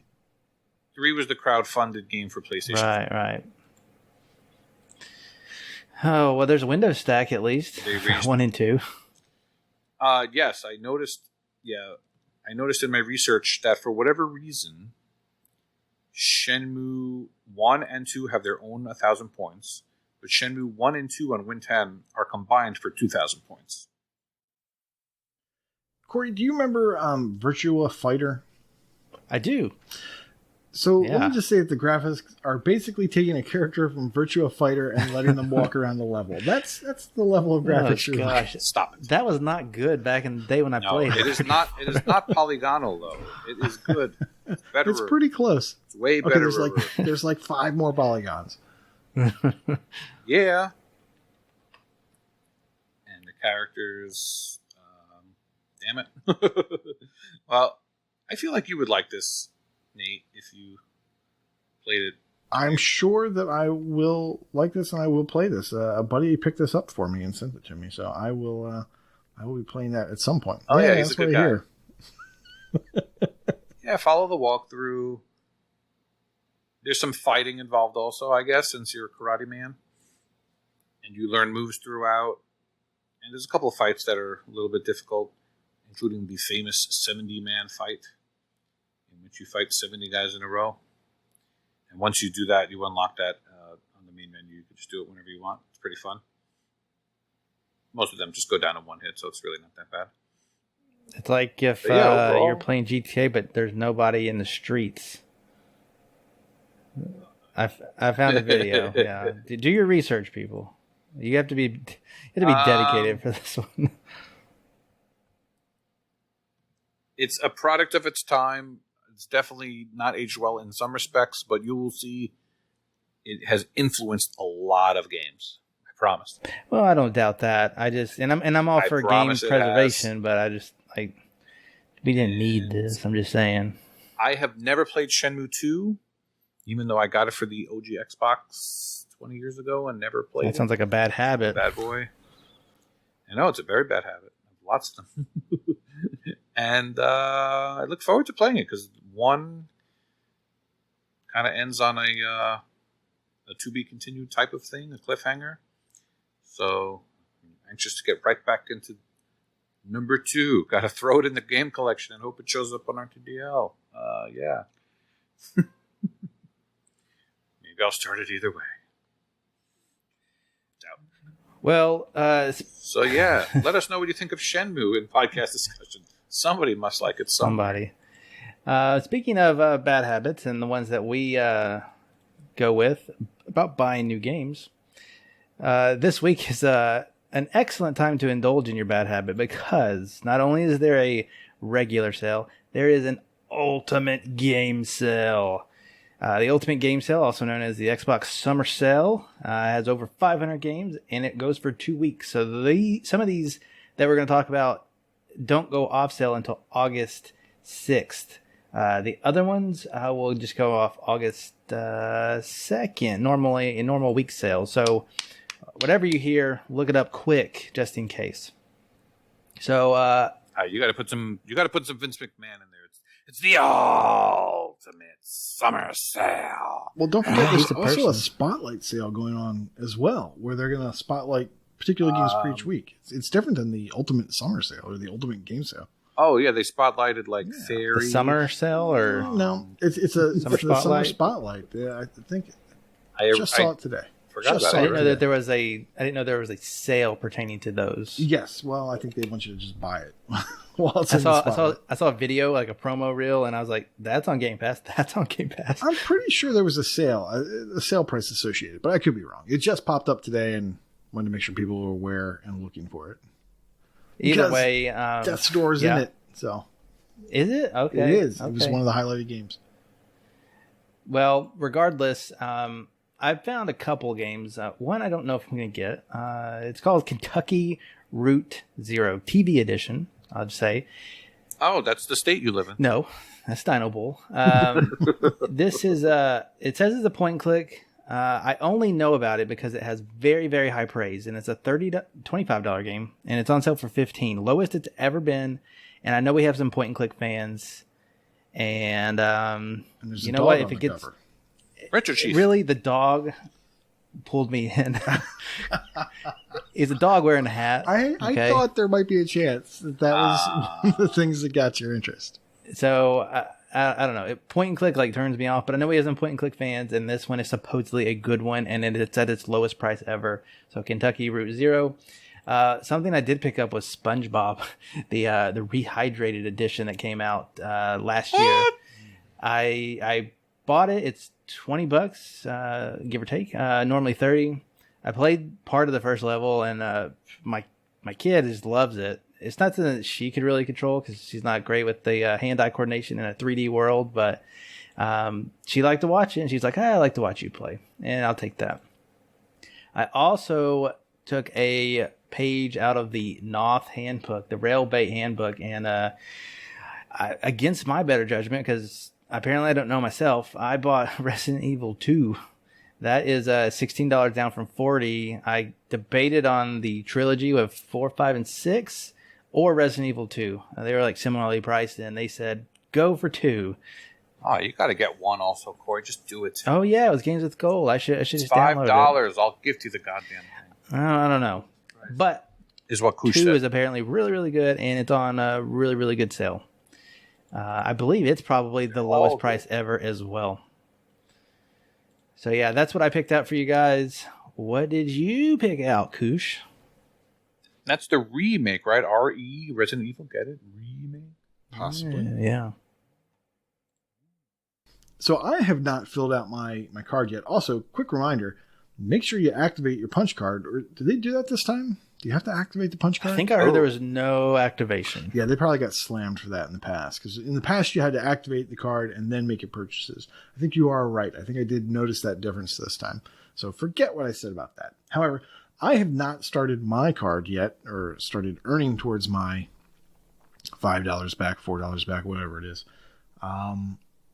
But one I might pick up for myself is Assassin's Creed Origins Gold. I think it was $20 or $15 or something. I didn't put it down because I just remembered now as you were talking about stuff that you bought for yourself.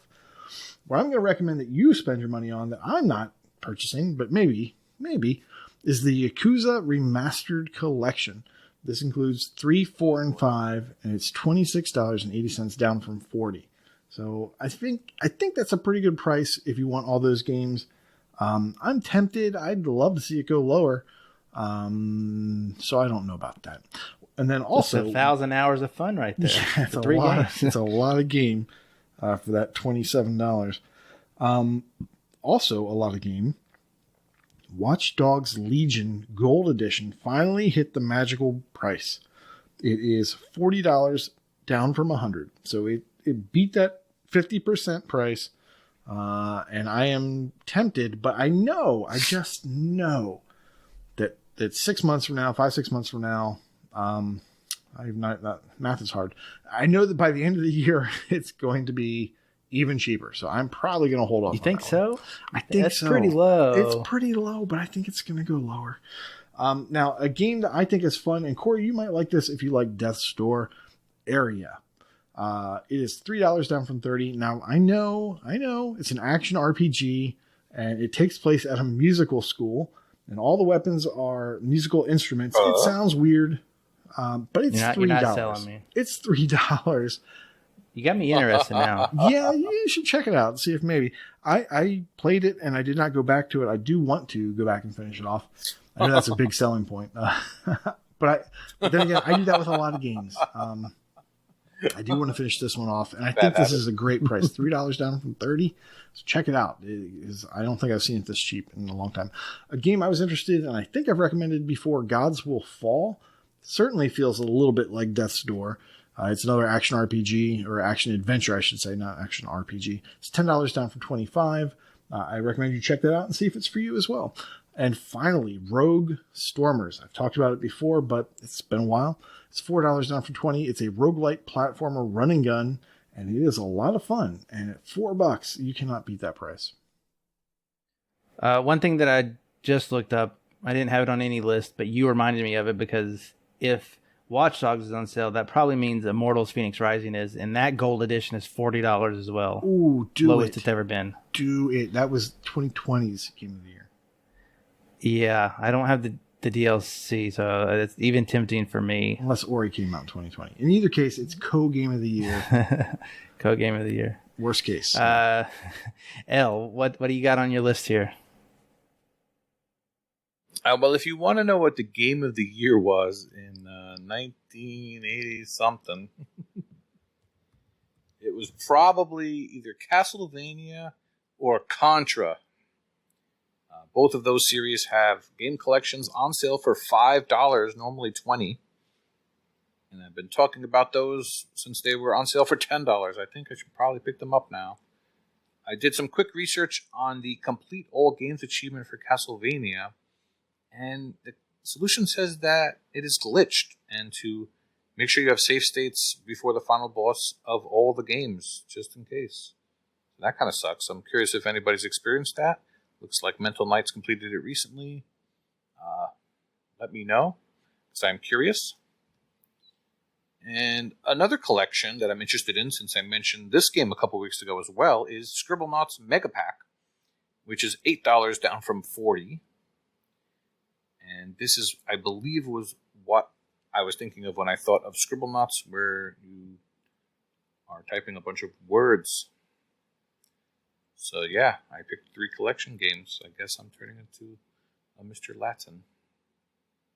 But yeah, that was a pretty good sale for the ultimate sale. What do you think came first, Contra or Castlevania? Ooh. Home releases. Home releases. I think Castlevania. I mean, yeah, I can see. Contra I will go Contra since you went Castlevania. You would go the wrong way. Castlevania came out in 87, Contra in 88. At least 87, I think, was the U.S. port for Castlevania. Apparently, Contra was originally a coin-operated arcade game. Yes, yeah. Right. So you old people would know that. Xbox 360. It had an Xbox 360. It was so much better in the arcade too. I mean, and it's 2-player. You know, it's a 2-player co-op. Great game. Definitely the most.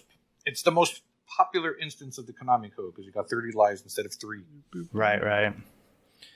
And without it, you could not beat the game. And with it, you could beat the game. And even if you lost all 30 lives and you continued, you would get 30 more lives. So yeah, it didn't matter. It was great. Definitely didn't die, though. No. Well, as we are recording this on the 27th of July, we are no doubt going to get podcasted, and we do not know the games with gold. You will likely know them when this comes out, and we will tell you about them next week. Game Pass, we will also probably get podcasted as well. We do know that GTA V is being removed after a short 3-month visit, but I think that's kind of the norm for these big Rockstar games. So there you go. Hopefully we'll have a lot of information on that next week at the live show on twitch.tv/AH101. And now that brings me to the coming real soon section. We each have picked a game that is coming out in the following week. Starting with Tuesday, August 3rd, I have picked the game In Soul Mind. Now, this is not a game that necessarily speaks to me. Sound Mind. In Sound Mind. That's exactly what I said. It's the prequel. Absolutely. This is not a game that speaks to me necessarily, but I think it will speak to a good portion of our audience. It's an imaginative.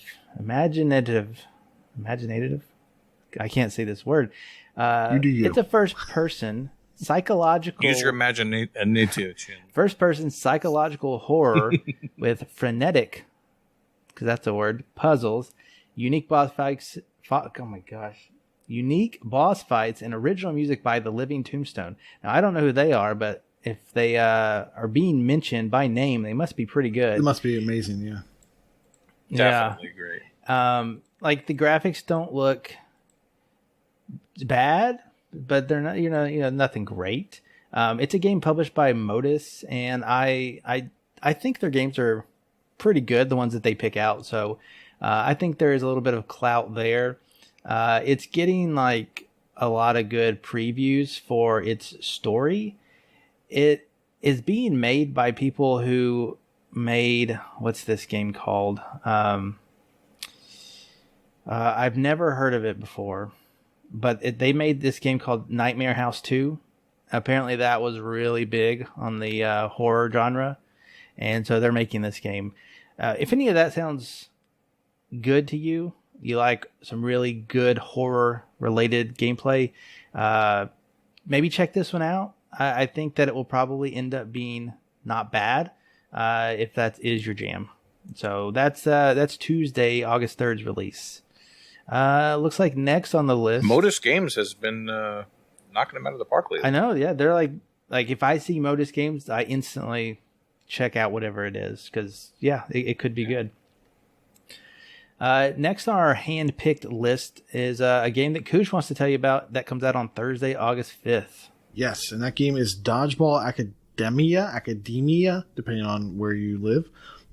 Explore and uncover the secrets of Dodgeball Academia's vast, diverse, and full-of-life campus. Full-blown RPG story mode, complete with episodes, main quests, side quests, and mini-games. Unlock and upgrade characters through an RPG-style character and party progression. Blah, blah, blah, blah, blah. It's got Dodgeball. It looks, yeah. And there's Dodgeball combat. Yes, it mentions, turn-based stuff, and it looks a little bit turn-based, but it also looks kind of actiony. The art style here is really what drew me in. It looks a lot like a Cartoon Network show. Those cartoons, the more recent ones, like having to do with superheroes. Yeah, I'm trying to look it up. I thought it was like a play on a TV show. The art style just makes you think that it's like from Cartoon Network. And it looks interesting. I feel like I, having picked first, maybe picked the best game this week.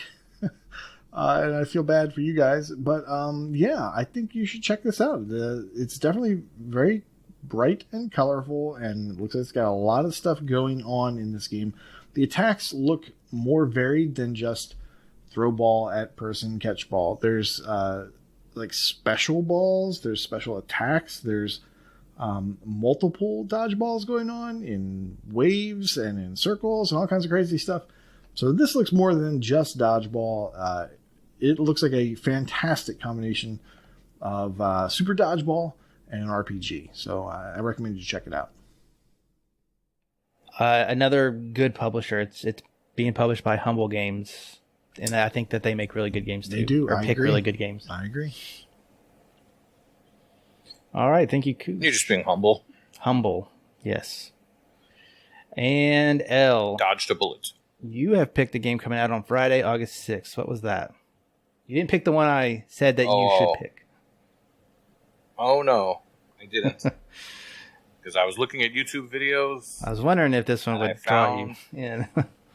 I found nothing. No, actually, I found a game called No Thing, which is a very strange name for a game. Yeah, so basically this game came out in 2016 on Steam, and I was watching some YouTubes and my mind was blown. I thought I was watching Fear and Loathing in Las Vegas, some kind of crazy acid trip. Basically, it's a 3D endless runner, and you can go left, you can go right, and that's about it, but it's not easy. The YouTube commenters were commenting how hard it was, and that... But they were also saying that it was addictive and just one more run. And they were also saying that the soundtrack was very good as well. I also watched a review of it that basically said it was awful and boring. With that said, it's showing up as $4 right now on Steam, and I believe it's $2 on the Switch. Do you guys know if there is a price minimum on the Xbox? You know how the Switch will sometimes have games for like a penny? Okay, I've definitely never seen a penny game. Yeah, I've never seen a penny. I have. I have gotten a game for a penny. On the Xbox. Yeah, I've never seen a penny on the Xbox. Oh. $2 maybe? Is the cheapest I've seen, $2 or $3? Well, I knew. Yeah, on sale. Fractured definitely. Minds. For games, maybe. I know for like other stuff, it's been $1. Like the minimum, like for any sort of DLC or add-on, as far as I can recall, was $1. Yes, definitely on sale. They're having games for $1. That is true. But I'm curious. Yeah, and so just to kind of, if people can't get an idea of what this looks like, you kind of mentioned it open like a acid trip 3D runner. It basically plays like Infinity Runner, and I know a lot of people have played that naked wolf game. It's like that, but one color at a time. And I don't see any enemies so far. It looks like the list is out, so there's an achievement for beating the first 10 levels, so 10 achievements. And then score 500 points and score 1,000 points, whatever that means. There is a full run on YouTube that's about 35 minutes, so it's not a long game if you know what you're doing. So that is No Thing from Forever Entertainment. Yeah, this is probably worth a few bucks. If you like the runner games, I could have fun with it. Oh, looks like it's on Windows also. Corey, I know we said we weren't going to do it, but I think you should. I think you should just tell people. Just briefly. Okay, I wasn't, but also on Thursday, August 5th, Curse of the Dead Gods, which is on sale this week for Xbox for half off, $10. You should buy it. Yeah, you should just buy it. It is a roguelite. That is getting a stack on Windows 10. So, good stuff. All right, and we never voted before, but I think if I were to vote, Dodgeball Academia is probably the pick of the week. Minus Curse of the Dead Gods. You know, we won't give repeats. Right. We can't count that. The time of day. But Dodgeball Academia does look like the most fun out of all of them. But No Thing looks like one of the shorter ones. So whatever is your cup of tea there. I would pass on that one, even if it was free, I think. Free to play weekend? No, I wouldn't do that either. I don't think, unless somebody told me to do it. I don't think so. But come on, man. The year is 1994, and it is the future. I mean, that was a good year. Not gonna lie. 2 years before Space Jam. Contest, Gamertag Challenge, Koosh. People need to get their entries in because we will do that next week. And we'll pick our new gamertag on the live show. Well, we'll pick it ahead of time, but we'll tell you on the live show. There will absolutely not be any hints in the channel beforehand. Freem. Wink, wink. Speaking of picking winners, that's when we're going to have the Patreon drawing. So if you're not a Patreon and you want to be included in that drawing, get in on that action, and we will draw that. Moving on to, I got to get this No Thing soundtrack out of my brain. It's playing right now. Moving. Yeah, it's good. Moving on to Brag Camp. We got completions, as we do every week. And we're going to start with Oz Buffanatic. He has completed 250. What? Did I say it right?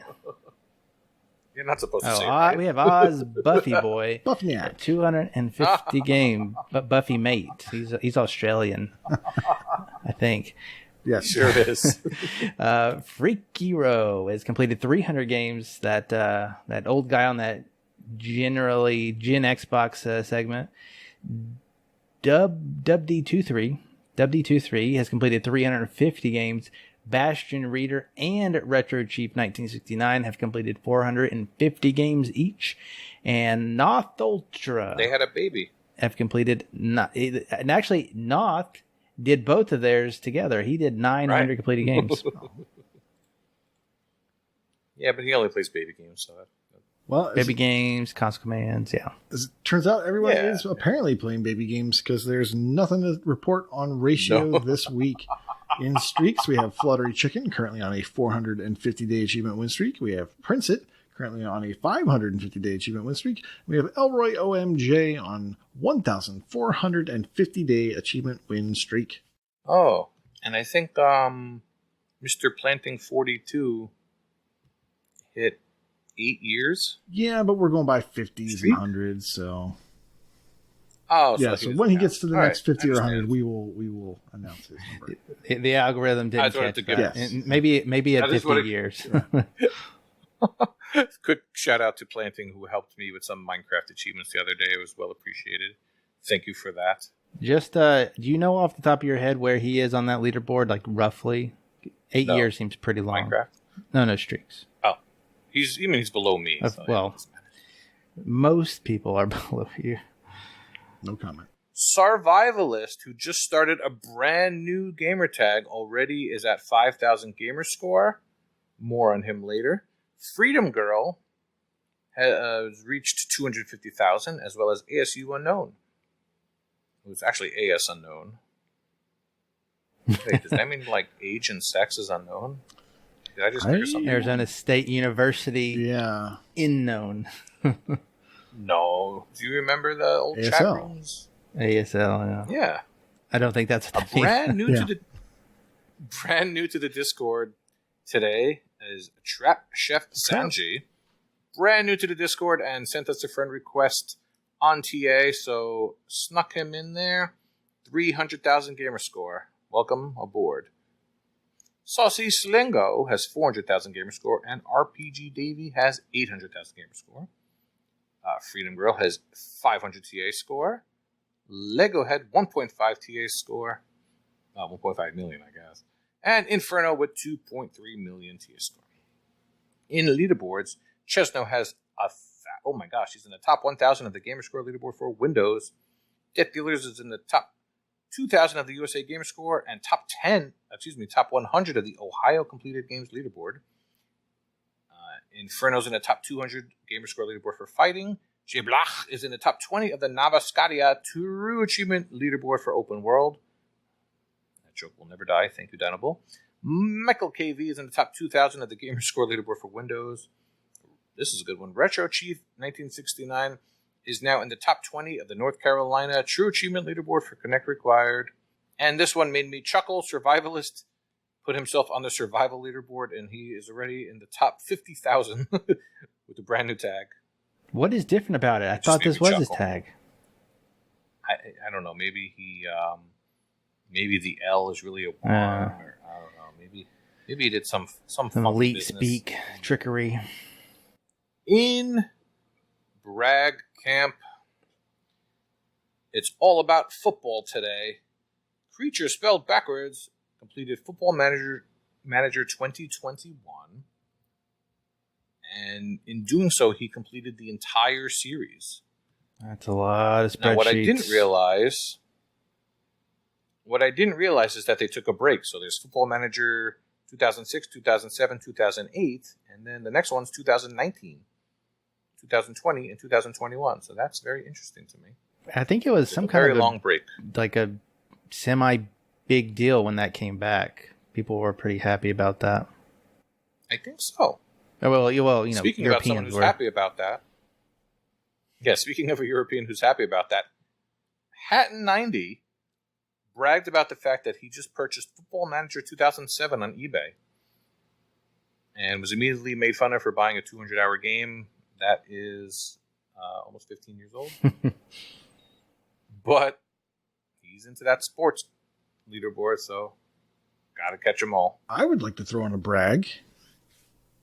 I finished the Max Payne level 50 grind this past week. Right now? I actually finished it I finished it today, yesterday, because today's 12:03 right now. I finished it at 3:30ish a.m. Yesterday morning. I had like 8 runs left when I was about to go to bed, and I was like, well, what's 8 more runs? So I did that, but the achievement wouldn't pop until I got into a multiplayer match. So I got into a multiplayer match the next morning, and the achievement popped. And I would like to thank Freemhole, who showed up for a little bit before he realized how horrible the grind was. So he got what he could, and he got out. Dude with a Face, who's been there for XP. Vulgar, who's been there for just about everything. Mattism, who didn't have a whole lot to get, but was there helping with XP. Fug, who was also in the same boat as me and basically was starting from scratch, I think. And Crandy. Crandy made a surprise appearance one night. And so I'd like to thank those guys for helping and for motivation. Nice. And definitely Mattism for the motivation to get to 50 and get it done. Knocked it out. And I am happy about that one. A couple of Z guys in there. Yeah. Nice to see. Now, I can't wait for you to stay with this game and complete it. I'm tempted to do it. I'm so good at the game now, or at least level 4.1, that I can do that with my eyes closed. So that part of the game, I want to carry on with it. I do want to do that. I don't know that I will. We got a Ascent this week, so new games. Gotta love them. All right, that will do it for another week in the life of Achievement Hunting 101. This podcast, please come by our Twitch channel next Tuesday, which the date on the calendar says August 3rd. We'll be doing this part live, playing a game beforehand. I'm busy. Hopefully. We might just be downloading updates. We're pretty good at that. But regardless, it's always a fun time. The chat is always going, and I can't ever keep up because we're doing podcasts at the same time. But it does seem pretty fun in there, and we have our giveaways. Even to people just watching, you don't have to support us in any other way other than watch the thing. And so there you go. Otherwise, we'll take your subscriptions there, Patreon, follows, all that good stuff. Find us and come hang out.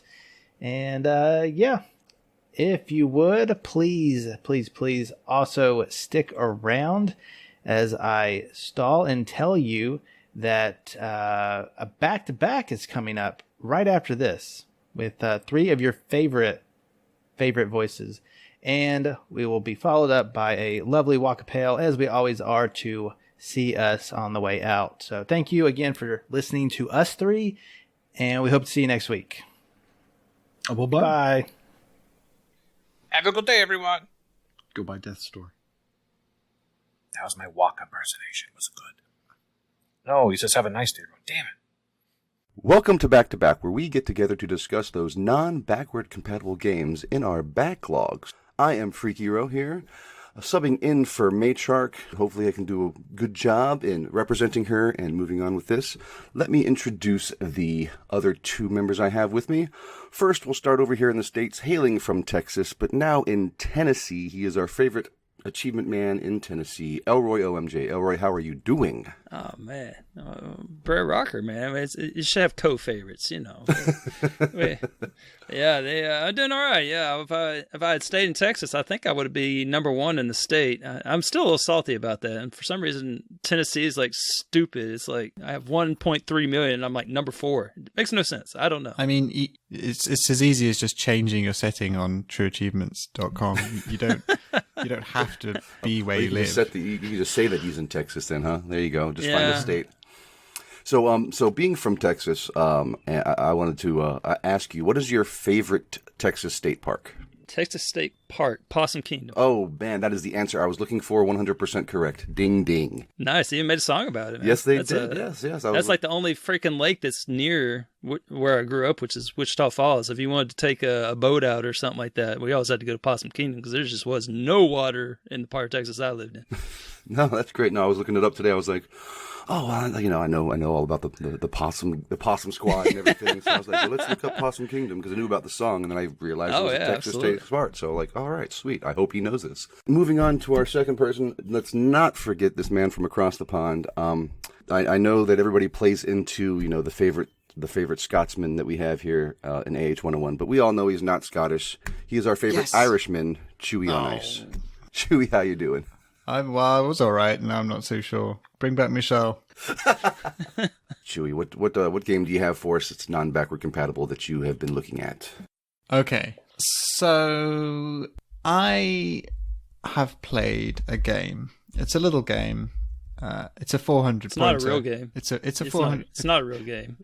It's a little game. It's like Emphasis a baby game. Little. It's a baby game. Way back in 2018, I played a little game called Xenoclash Ultimate Edition, and then last month I decided to pick up the sequel, Xenoclash 2. And you might be wondering, that's a game I've never heard of. Xenoclash. What the heck is a Xenoclash? And that's because this is probably one of the weirdest, most obscure, strange little games and sequels you will have ever come across. It's an odd little thing. So it's classified as a beat-em-up. They're both classified as beat-em-ups. But I think you would probably be somewhat misled in thinking that because if I think beat 'em up, I think side-scrolling, guys coming in from left and right, punch, kick, throw, and then just moving on the level, right? And they all pretty much follow that same formula without deviating too much. Sometimes you take the time to pee on the ground, and then people slip on it too. Yeah, and sometimes it's vertical instead of from side to side as well. Vertical beat 'em ups. So Xenoclash is a first-person beat 'em up. It's actually, I'd say, mechanically more similar to a first-person shooter in that you have that first-person perspective, but instead of guns, you got your fists doing all the talking. And if you've ever played Condemned, I'd say it's actually more functionally similar to a Condemned game, but without the horror. Okay. Instead of the horror, though, you get plenty of weirdness, absolute nutcase, drug-induced, complete and utter weirdness. So the first game you play as a character called Gat, and he is one of a number of brothers and sisters who all look entirely different. They're all from different species. You got a bird-faced guy, a troll-faced dude, a monkey-faced guy. You're pretty much the only normal-looking one of the whole bunch. Has anyone got a horse face? I'll say horse-faced people, but absolutely anything you can think of, they've thrown in there. And nice. You are all the children of a hermaphroditic character called Father Mother. Okay. Literally hermaphroditic. And basically, you decide at one point that, and I won't give too many things away, but Father Mother isn't quite the benevolent parent that they seem to be. And you spend the entire game kind of rebelling against your Father Mother and fighting off your brother sisters, as it were, in the land of Xenozoic. Throughout the game, the first game, this is you explore various very strange places, punching and kicking a bunch of very strange creatures until you end up getting yourself to Father Mother. And the sequel basically is more of the same, except in this case, spoiler alert, Father and Mother is not the enemy. The person that you brought in the first game to help fight Father Mother, you decide isn't the person you want to help, so you end up joining Father Mother in order to beat the person you brought in to beat Father Mother in the first game. Does that make sense? Yeah, I think so. I think I'm following. Perfectly sense. Yes. I mean, it's just such an odd, weird little thing. All of the creatures are just surrealistic, nightmarish, like it feels like the kind of game that was made by people on drugs for people on drugs. Okay.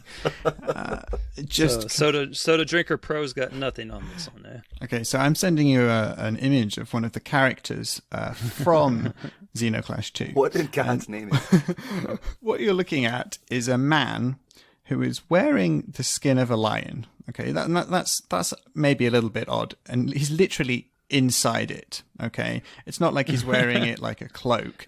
He has climbed inside the gutted skin of a lion. But on top of that, what he's got is he's got one of those artists like painter's easel things where they have the paint palette board or whatever you might call it. Yeah. And he has fixed that to the lower jaw area of his mouth in a way that his teeth are then protruding through the palette, and he's using a paintbrush as some kind of cigar. Meanwhile, he has affixed some cogs or corks or something like that into his eyeballs. Okay, and this is just one of the ordinary side characters in Xenoclash 2. It is literally the stuff of nightmares. You forgot to mention the bungee cords that are attaching the palette, because it would get a little heavy on the jaw otherwise. Yes, he's got basically a massive piece of wood stuck to the bottom of his jaw. So yes, he's using bungee cords to hold it upright while he delivers his lines to the character. And this guy asks you in the game to collect butterflies because he uses butterflies to paint with some of his what you might imagine are also nightmare-fueled paintings. and you so they're one of the game's collectibles. You have to find butterflies in the game. Which the butterflies just normal? Plonked around. The butterflies themselves are pretty much the only normal thing in the game. Okay. Although as you deliver them to him, you discover that actually he isn't using them to paint with. He's just consuming them. Oh, jeez. Yeah, I mean, it's a really weird game.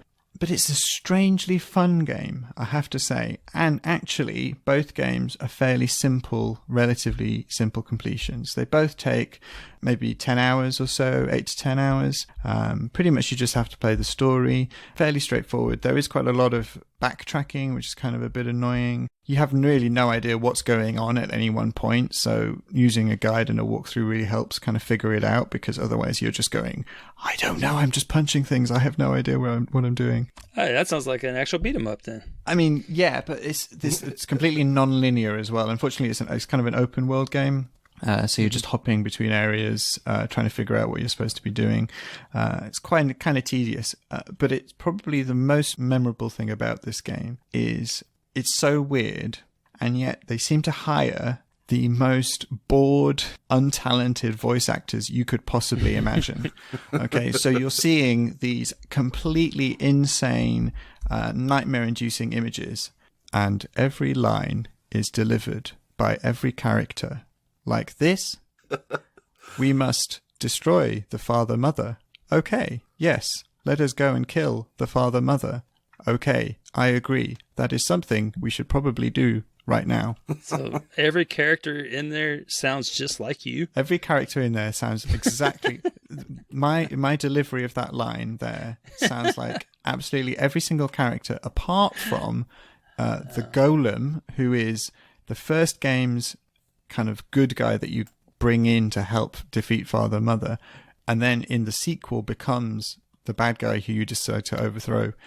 He has this weird kind of quasi-deep voice, a bit like the guy in that Simpsons episode who's like the assistant to Homer, and who also is the guy in Mrs. Doubtfire, the guy in Mrs. Doubtfire who helps Robin Williams become Mrs. Doubtfire. Oh, okay. The guy who has that really kind of deep but kind of camp voice. He kind of talks like this. Mm-hmm. Mo. It's got to be Mo. No, not Mo. It's not just like Mo.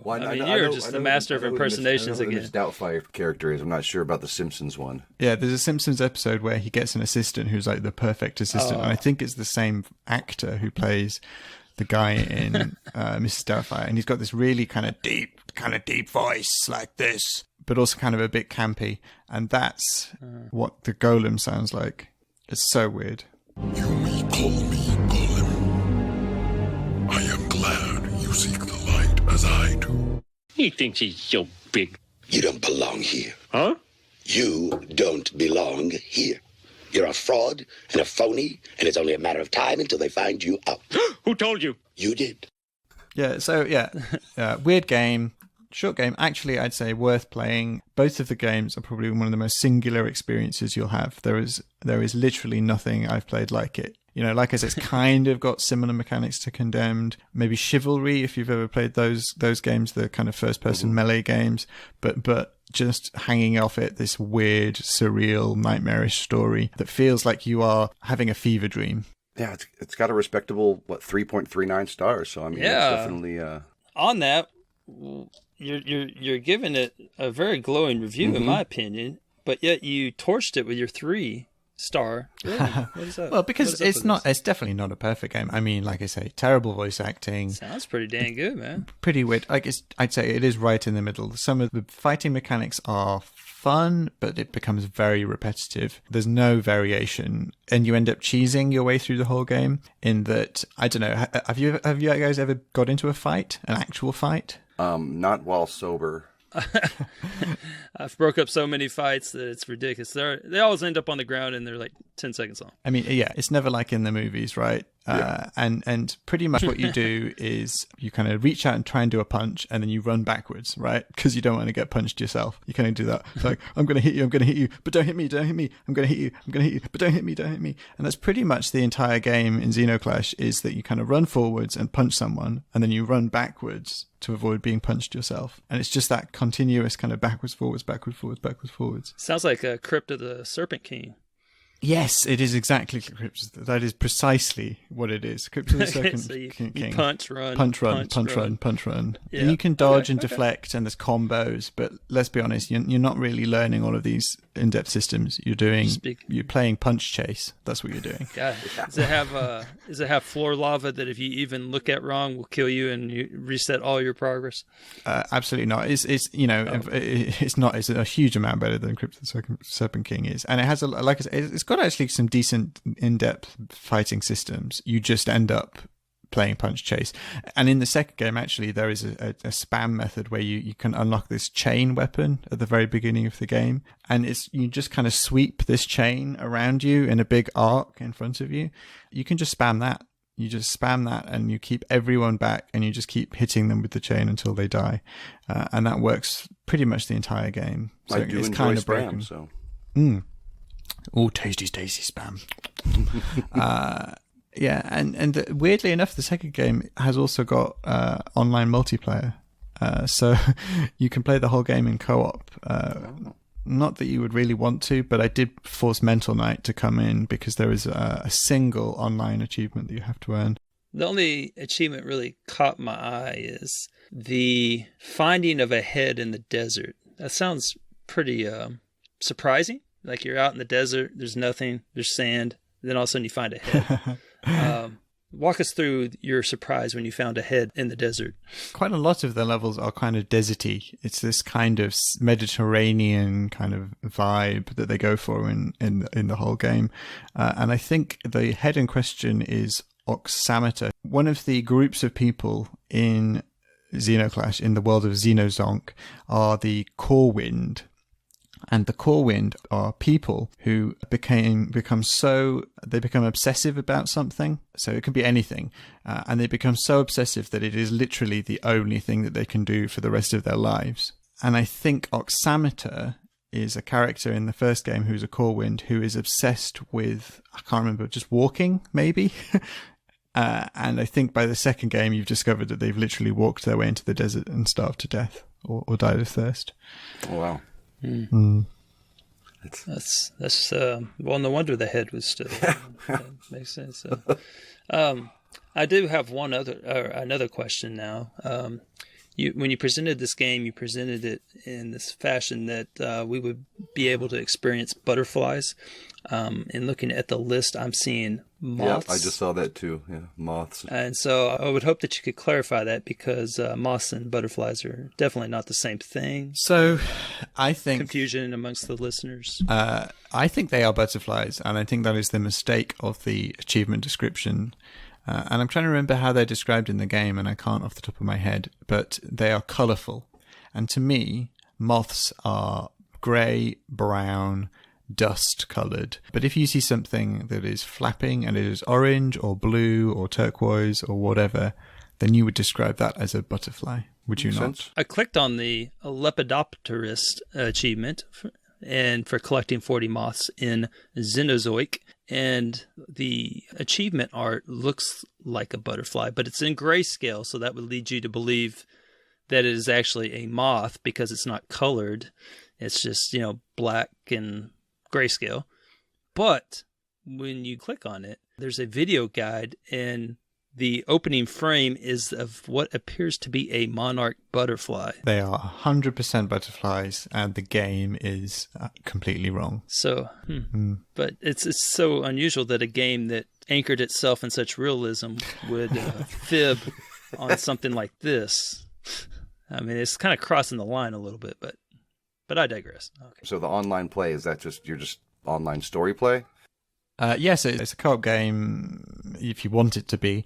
And yeah, the achievement, which is a real pain to unlock, surprisingly, is that you punch someone until they're concussed. And then that allows you to grab them. And when you're grabbing them, you can do headbutts and uppercuts and you can throw your enemy. But while you're grabbing them, your partner can come in and land a few shots. So what you have to do is you have to do that for each person. So you have to swap around. We discovered it only seems to work for the host. Okay. So we had to swap who was hosting the game in order for us both to get it. It's one of those kind of finicky things. I have another achievement that has caught my eye. There is the I Am Error achievement. And that is for getting Word to become your ally. So, Word. Is this a Microsoft product placement? Yeah, actually, the game features Clippy as an ally. Oh. And there's a point where you're in a bar and this guy comes up to you and says, "It looks like you're trying to write a letter." Click here to remove.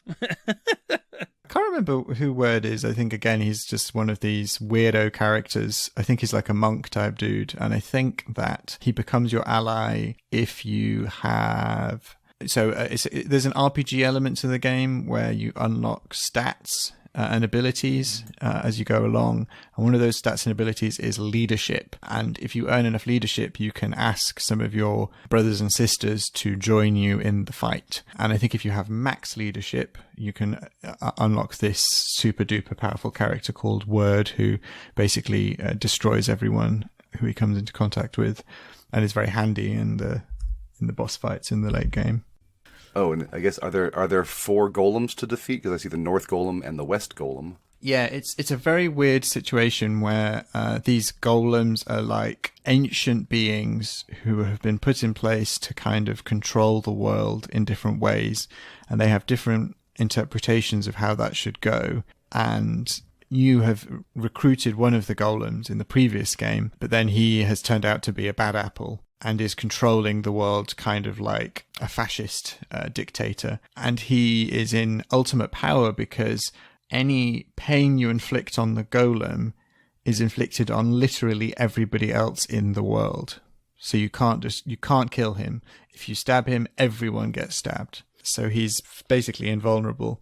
So you go on a journey to discover how to defeat him by uncovering the other golems, most of which are either dead or have gone insane. And once you've kind of defeated all of those, you figure out how you can destroy the main golem. After listening to this, I definitely piqued my interest. Maybe I'll pick this up. I don't know. Is it worth the $15 price tag?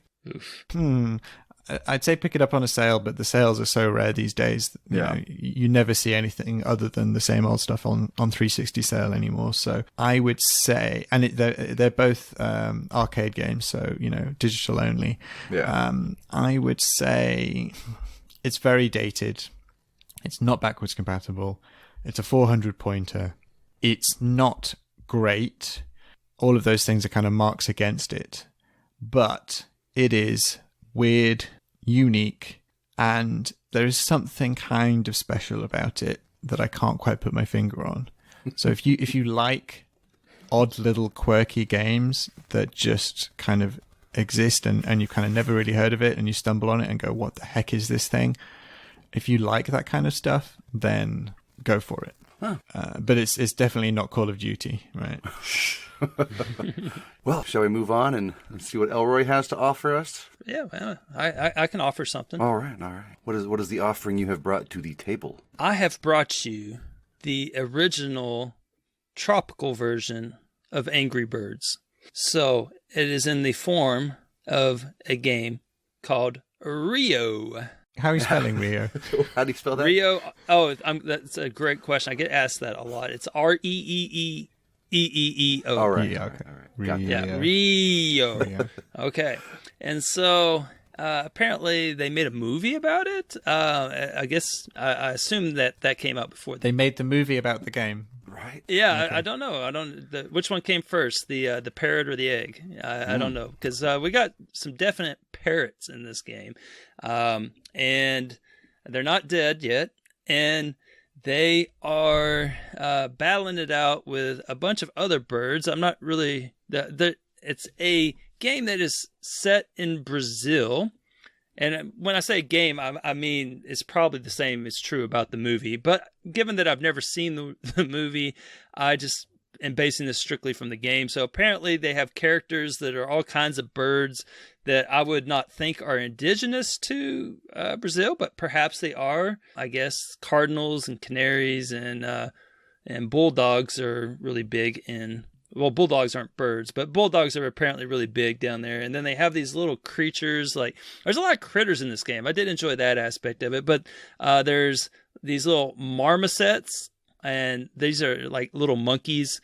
And so they use them as the villains. And then there's a cockatoo that is like the main bad guy. So this main bad guy bird has enlisted all these little monkeys. I don't know exactly what all the story is. Apparently you were kidnapped and then you fight for freedom in the movie or something. I don't know. But anyway, the game is a party game. It is a party game that is very similar to a lot of party games, like, little 90-second do this and whoever gets the most points wins. Most importantly, you can idle 3 other controllers and be amazing at this game. So there's 4 people playing it. Of course, 3 of them are ghosts. So you really shine in this, and so you'll leave the game feeling like you are really good. But there are some nuances to that, and I'll get into that here in a second. But the game selection, I mean, I have enjoyed this game so far. I still got a little bit left to do. I'm sitting at 760 gamer score out of the full 1000 because it's a real game. And as far as clearing it out of my backlog, it wasn't really cleared out of my backlog because I literally started it about 3 days ago. So it wasn't really in my backlog, but it had been sitting on my table for a while. I bought it a long time ago and I just never got around to playing it. And I was like, oh, hey, look, Rio. Okay, yeah, let's try that. So to me, it was in my backlog in that it was sitting on my table for a long, long time. Yeah, if you own a game, it's in your backlog, I would assume. Yeah, right? Yeah. Even if you haven't started it. Yeah, I would say so. Yeah, it doesn't have to be official, but it was on. I think it appeared in my RTDO because I actually added it. I know Chewie does this a lot, but like he adds like every freaking game under the sun onto his library, and doesn't have any achievements in them. So I started doing that, and this one actually came up on there, so that was kind of cool. So you've never seen this movie? I've never seen this movie, no. Well, I mean, it's definitely a children's movie, but it's kind of cute. See, yeah, I don't have kids, so I don't have to watch those movies. I saw it before having kids, and I don't quite remember it too well, but I think you are accurate in that there is some bird napping involved. Yeah. Yeah. Yeah, so like I think they get stolen, and somehow the bulldog's in on it, and the monkeys like no kung fu, and they're like the brute that squad. absolute cock are two. Yes. I think, isn't the cockatoo played by the guy from the Flight of the Conchords? Yeah, Jermaine. Yes. I love that guy. Cool. Yeah, I don't know if that's true in the game or not, but Does he have a New Zealand accent? no, I don't think he actually talks in the game. I think it's just all on text based. I can't recall any actual voiceover in the game. So when you said it was a party game, it surprised me. What like how many different? So it's just a collection of mini games, right? You're saying? Yeah. Okay, so it's like I'm trying to think of. I've played a lot of party games lately, and it's kind of. I'm sure one of them will pop into my head here in a second of what it's really similar to, but there's 42 little mini games in the entire thing, and so you're going to have to play it a while. It's a 12 to 15 hour completion. There's all these different modes, and they don't stack or anything like that. You have to play through each mode, and it becomes quite a grind, actually. I noticed there's a story mode, which is quite unusual for a party game, actually, to well, story mode. All right. So, let me explain to you all the modes. So there's a story mode, and what the story mode is it appears that they were showing clips from the movie, maybe, and I don't know, because I skipped it because you could. And so... It looked like that's where it was going, though. And so something was about to show, and then you go into 3 little mini games. There's 42, so you just get 3 of them. I don't know if it's random or not, but you get 3 of them. And then it goes into another cutscene where it looks like it might be trying to show you the story to the movie, but you can skip it, so don't worry. And then you play 3 more, then cutscene 3, and so you just keep doing that until you've played all 42 of them. And so I think that's checks out. Was that 14 areas? 14 times 3? Is that? 14, I think that's 42. 14 times 3 is what, 20? Yeah, 42. Yeah. Yeah. Okay. So that's the story mode. Now there's a carnival wheel or something. Let's see. Again, it's one of the cool things about it is it is very Brazil. So if you're like from Brazil or in Brazil now or whatever, have Brazil roots, you'll probably enjoy it. I really enjoyed the music in it and everything, but I'm sure it's all straight from the movie. But it does create a good atmosphere for Brazil. So you'll notice that they tie that in everywhere. So it's a carnival wheel game, and so here's what the wheel game entails: you spin a wheel that chooses which of the 42 mini games you play, and then how many points they're going to be worth. And then you play the mini game, and then you spin the wheel again, and you have to do that 12 times. So it's just like different cutscenes in between it. Then there's the carnival dance crazy mode and the carnival dance standard mode. You have to play 2 different times through, and basically there's a different character. I think they use one of the characters, and then it says, hey, who can get the most marmosets to dance, and then you play, I think, about 6, 7, 8, somewhere like that, mini games, or it might be point based. I think it's the first to 20, so that would be 5 because you don't lose because you are playing all 4 controllers, so you get 4 points a match. So 5 rounds, which basically is 5 different mini games. So as you can see, this adds up in a hurry. So 5 mini games there, 12 for the carnival wheel game, 5 for the other dance mode. And then you have reach the Garland Gala. All right, you have to play that 3 times. Okay, they don't stack. One is for getting 75 points, one for 50, and one for 25, I believe. Okay. And so you play through the mini games, and you get points. So let's say I forget how many. I think it's like 8 each, maybe. So 8 mini games, or it might have been more. It might have been like 10. So 10 per run, and so you get about 40 points.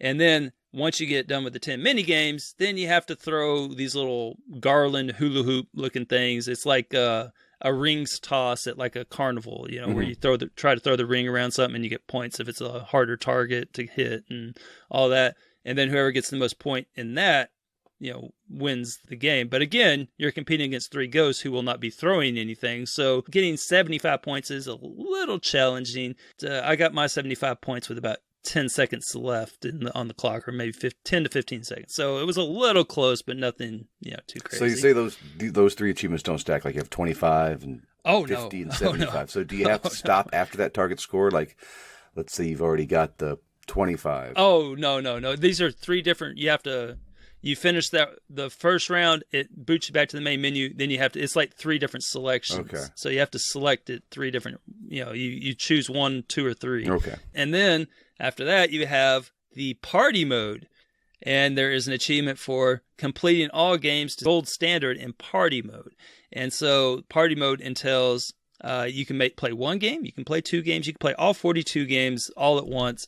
It's completely up to you how many games you want to play in that. So I kind of divided it up and played it, about 5 at a time, sometimes a few more.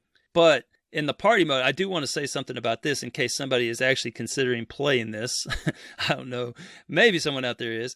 But if you are, make sure that you kind of look through the achievement list really well before you go into it, because you'll waste a whole lot of time doing stuff that doesn't matter. And so what I did was I played through all 42 of these freaking little mini games thinking I was getting gold on them, and I was not. And so I've since had to go back and play all 42 of them. And a lot of them have a clock that's 90 seconds, which doesn't sound like a whole lot, but it adds up in a hurry. So I added a good hour and some change by my ignorance in this area. So where it says get gold standard in party mode, here's what you do, because the guide is a little misleading and I didn't read it thoroughly enough, because there was an addition to it in the comments. And if I had read that comment to the main guide, I would have known. So make sure you read that. And what it's telling you to do is that you play basically the whole game with 4 players. And then before the clock runs out, you switch one to a computer, because it won't count unless you have a computer player. And you have to put it on hard mode also. So it has to be on hard mode, and there has to be a computer player in the group when the clock runs out. Oh, that's so crazy. Well, not crazy, just that sucks that you didn't see that. Yeah, I didn't see that. But the cool thing about the game, what I will say, is that it's real easy to jump in and out. So you hit the back button on the controller and it instantly kicks them out. You hit the start button on the controller and it instantly joins them. So there's no so you don't have to pause the game, sign in or anything. Yeah, I mean, you can pop in and out like in about 2 seconds, if not even that. So it's real quick. It's doable. So you get into a rhythm where you're like jumping out. You kind of know what to do, where you score.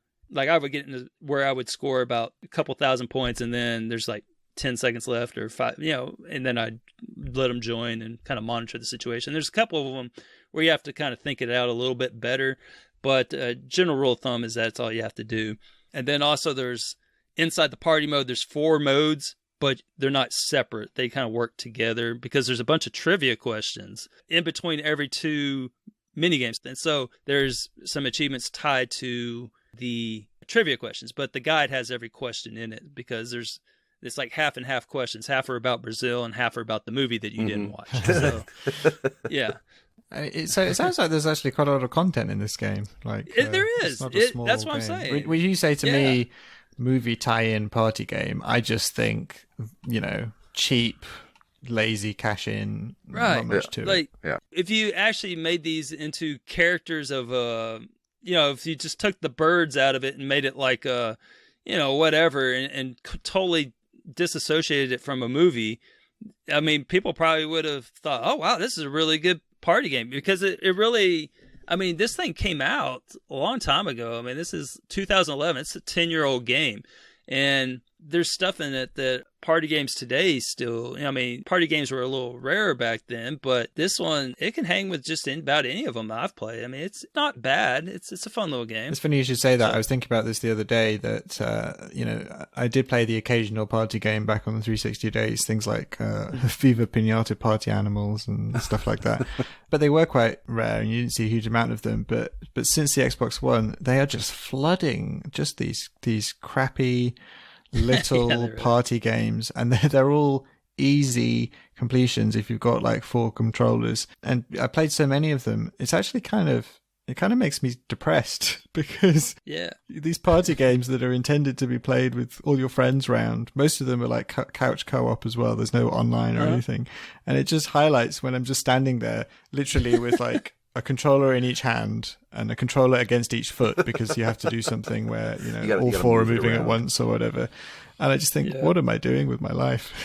Yeah, this would probably be a fun game if you actually have friends and had people over, and I could see playing it on like a night in a party setting, and it would be fun. It would be fun, but I don't have friends and I don't stay up late, so that's not going to happen. It's a good little game, so it's definitely better than a 2.76, which is what the rating is. I'm gonna give it something higher than that because I mean it's a good little game, so I wouldn't shy away from it. So you've done quite a lot in this game. I've played it well. 42 out of 50 achievements. In fairness, I needed something to do while Aftercharge was idling, so so yeah, I've been pretty busy on it. But there's some grindy achievements that are kind of annoying, but I haven't gotten to all of those yet. Once I finish the story mode, then I'll have to go back. And there's a couple certain mini games that are conducive to the grindy achievements where you have to run 26 miles. So that's going to take a little bit. And then there's a couple others where there's certain power-ups that appear on the map that are randomly generated, where you have to hit 100 players with a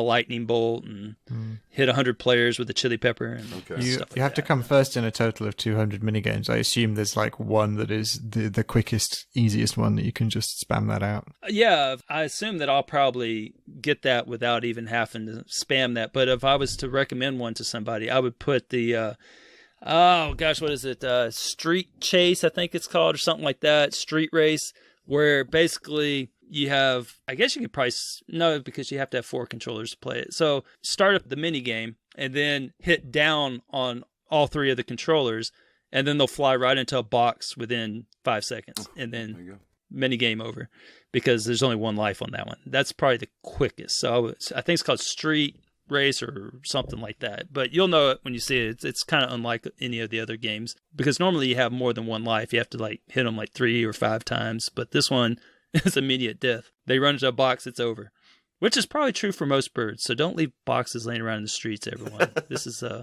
because birds, they like to fly down streets racing. One time when I was doing driver's ed in high school back in the day, I actually ran over a bird on the street during driver's ed. Well, my thought was, what a slow bird, man. I was like, it's a bird, it's gonna fly away before I even get there, right? Yeah. So I'm getting there, and it doesn't fly away, and I go over it. I'm like, okay, well, it's a bird, it'll just stay on the ground while I go over it, and then it'll fly away. No, it waited to fly away while I was over it, and everybody in the car heard the thunk, and I think the female in the back was crying when we got back to the school. Nice. I felt so bad. Nice. Well, what always amazes me is like when you're driving and the birds like fly in front of your windshield. It's like, how do they know how to time that? Like, it seems like they're always just the same distance from your windshield. I don't know. I've always been baffled by that. It seems like they would mistime it and you'd hit more birds. But where I live, we have pheasants. So, and we have long straight country roads, and guaranteed you're driving along a long straight country road and you can just see the pheasants standing by the side of the road, and you just know they are literally standing there waiting for a car to come at just the right moment to decide they were going to make their crossing, just to time it perfectly so that they get completely obliterated. It's insane how well they time it. It's like, why are you walking across the road when you have wings? Yeah, that's a Canada goose here. Canada geese, that's their jam too. And so it's funny you mention that, because my wife got traumatized the other day to work, and I don't bring it up anymore. Where same situation, came over a hill, and a whole family of these things were going across the road, and this was during 7 o'clock, 8 o'clock traffic in the morning, and it was a bloodbath. I mean, it was just like, there was feathers everywhere, and she actually busted one of her headlights, and it was like the fog lights. Busted out one of the fog lights and her bumper real bad, where she ran over the carcass of what was left from the aftermath. But it was bad. Yeah. It was like, there's like 6 of them, and 4 of them were no more. Yeah. So my sister had that. There was she was driving, and a family of ducklings were crossing the road. So a mummy duckling and like 5 little baby ducklings. And she slammed she did what you're not supposed to do, and slammed the brakes on to not hit them, which promptly led the car behind her to go straight into the back of her. Wrote off the car behind her, smashed her rear of her car, and shunted her car forward so that they ended up squashing all the ducks anyway.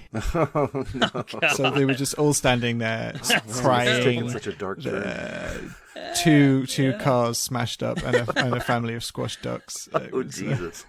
Yeah, so Rio, it's like it's parrots that are not dead, parrots that are still alive. In the rainforest of Brazil, the beautiful rainforest of Brazil. Yes, and they're full of life and they're dancing. It's a and 10-year-old. happy. It's a 10-year-old game, and I don't think parrots live that long. Oh so. no, Parrots right. parrots No, you're live right. like yeah, parrots. like longer than 50 humans years, right? if you keep them healthy. Like, Really? They live 80 years. okay. I think they're 50 years. I'm going 50 years. Put me down for 50 years for Okay. for parrots. So gonna the say, parrots yeah. are probably still happy. I'm looking. I'm on it. I'm on it. Look it up. Because my dad had an African gray, and that thing lived freaking. I mean, not forever because it's dead now, but Oh, okay. Common pet parrots. That's fun to say. Are 40 years. 40 years. Okay. Oh, I 40 years. overshot that by about twice. That's all. That is but it says in the Amazons, so when they're not in captivity, they live between 25 and 50 years. Oh. So. Nice. They're probably still alive then. Okay. Yeah. That's good. Yeah. They're So- I mean, they're definitely on the other side of life, but they're probably still alive. Yeah. So, but as promised, live parrots. All right. Well, I guess that just leaves me up with my game coming up here. I kind of went the same route as Elroy and chose a movie tie-in as well. I chose Aragon, and unfortunately, I didn't enjoy this game nearly as much as Xenocrisis 2 or Rio. Unfortunately, this game is kind of a... it's got a 1.86 on TA, and I'm going to rate it right now a 1. Oh man, you should at least give people a nice summary by reading the top review. Oh, yeah, no, I read that earlier today. The top review is hilarious. It's very short, too, so I will read the whole thing. The top review by Malicious Ghost. Well, what can I say about this horrid game that hasn't already been said about the Titanic sinking? So I think I'll keep this review as simple as this game is. Horrible controls, check. Almost non-existent collision detection, check. Uninspired level design and boss fights, check. Very linear gameplay, yep. If you get lost in any of the levels in this, you've accomplished something. +1, the effects in this game were better than the film, the soundtrack wasn't bad, watching the end credits roll. -1, everything else. Could be worse, though. Someone could have came out with a crappy game based off the Superman Returns movie. Oh, wait. And the reviewer gave it a half a star. So when Chewie said lazy and quick cash-in for a movie tie-in, this definitely fits the bill. It is... So it is a hack-and-slash third-person game. And it's based off a book...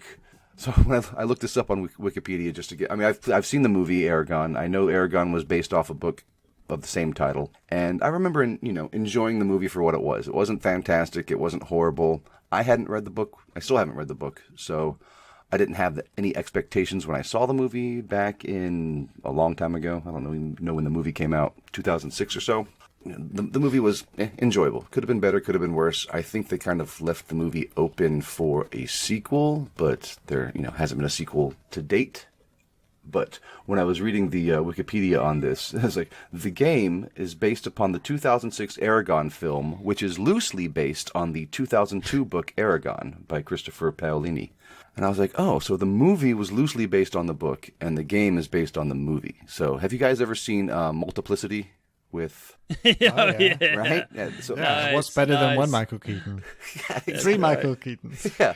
So I was like, oh, well, this reminded me of Multiplicity. Like when you get a copy of a copy, it just kind of keeps getting, deteriorates in quality. And I guess that's the perfect example right here. You have Well done. That really made me visualize it. yeah. And so you have a game based on a movie that's loosely based on a book. So Garbage in, garbage out. yeah, really. It's. I mean, the achievement list is bland. All it is you just get an achievement for beating each level, and then there's a collection achievement for collecting all the dragon eggs on each level. And the thing is, same thing. There's no stack on this. So you have to beat the level on normal. You have to beat the game on normal, and then you have to go and beat the game on hard also. So, and if you look at the achievement list, literally it is the name of the level, hard, the name of the level, normal. And that's all the achievements except for one, which is getting all the dragon eggs on each level. There's one dragon egg on each level you have to collect. So it's an 8 to 10 hour game. So presumably, if you were just playing the story through once, it would only take a handful of hours. Yeah, I was looking at different YouTube videos and whatnot, and it looks like, I don't recall if the cutscenes are skippable or not, but it looks like the full playthroughs on YouTube are about 4 to 4.5 hours. So that's about right. You just got to play it through twice, depending on how good you are, because you can die. It's very hard to die, I remember, but it's it's just lackluster. And I remember now why I got this game, because it is an E game. It starts with an E, and a lot of the contests that you have to get achievements in, there's not a lot of E games out there. Yeah, EE is the bane of my life when it comes to things like the gamer tag challenge and things like that. Yeah, and loads of people have E's in their gamer tags, but there aren't that many E games. Back off. Yeah. Yeah, idiots have E's in their gamer tag. Now, Mr. Freaky, so it's an 8 to 10 hour completion. So let's just take a walk down memory lane here. Yeah. So let's go back to 2016. 2016, 5 years ago, and you got your first achievement. So good on you. And then it seems like you put it away until December 31st. So this was a New Year's Eve party, I assume, on 2017. It was yeah. So no way. That's a good way to party. And you completed 2 more achievements. Actually, I think that was probably a TA contest that I had used it for. It was 12 Days of Christmas. Yeah. Okay, I got you. Story based, probably. Yeah. And then you put it up again until March of 2018. Yeah, another year later. Yeah. So that's actually 4 months later. So. Well, 3 months. 3 months. Yeah. And then you got another achievement, and then you put the game up for 9 months, and then you got another achievement, and then it's been sitting there for 2 years and 5 months. Yeah. And when you guys asked me to be on the panel this week, I booted it up. I played a little bit of it, and I was like, I can't do this. I can't. It's. It hasn't aged like wine. It has not aged well. I guarantee you the reason all these achievements are spaced out so much like that is because they were for a contest. So this is your go-to for contests. Yeah. The controls are just mush. And it's like any kind of hack and slash beat 'em up. Like you have the combos. XBX is the forward stun killer. The XXA is the jump power slam. All this other stuff. But really, you're just mashing X, which is the heavy attack, or A, whichever one's the heavy attack. And when you're mashing the heavy attack, it looks like he has his sword. The kid has his sword and is just swinging it like a baseball bat. Like there's no finesse to it. He's just swinging his sword like a baseball bat through the Urgles. Uragals? That's what the enemies are called. And supposedly there's levels where you actually get to ride your dragon, but I haven't got there yet because I just can't be forced to play that much in this game. I vaguely remember that. See, I have finished this game. Yeah, I saw that. Yes, I am one of the proud 4,431. I am one of those group that has finished this piece of garbage, and yes, it is. I vaguely remember the flying stages taking longer because it's so easy to get lost in, and then you're searching for these eggs everywhere, and you're like watching the video, the achievement video, and it was a hot mess. This is the definition of lazy cash-in movie tie-in game. It is really not a good game. I mean, 1.86 is a little inflated, but it's an easy game. It's got a 1.3 ratio, and you just get an achievement. Every level has one achievement. Well, 2 technically, but you got to play it twice. Yeah, the same studio brings you Spiderwick Chronicles, which I just recently finished. I might use that one for an episode coming up. I reviewed it this past April Fool's Day. I don't know if anybody got the joke on that, but I did review it on April Fool's Day for that edition of the podcast. Why was it an April Fool's joke? Because the game was freaking 10 years old. So there you go. I think that might have been lost on some people that didn't realize. I heard absolutely crickets about it. So either I did a really terrible job or the joke didn't hit, which is fine.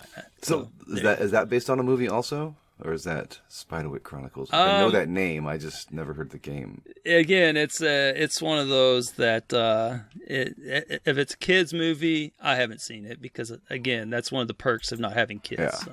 That's just one of the perks of not having kids. Another perk is having more money in your pocket, And sleep. Sleep is a Disposable good income. thing. I love it. Yes. So I can buy garbage like Aragon and play it. Yeah, exactly. It seems kind of a shame because you'd think there would be like more decent dragon-based games, right? 'Cause, Right? I know. Like such a cool idea. You ride around on dragons, shooting flames out. Isn't it like a Blue Dragon game? Isn't that one of the early Xbox One games? I can't remember. I think Crimson Dragon. Crimson Dragon, that's it. Yeah. Crimson Dragon. But and they were going to make that scale bound. Yeah. But that got canned. Yep. So I think we could do with a good dragon game. Oh man, I just recently played a dragon game, but man, that thing was weird. It was that angels with scaly wings. Isn't that Dragon Love? Is that a different thing?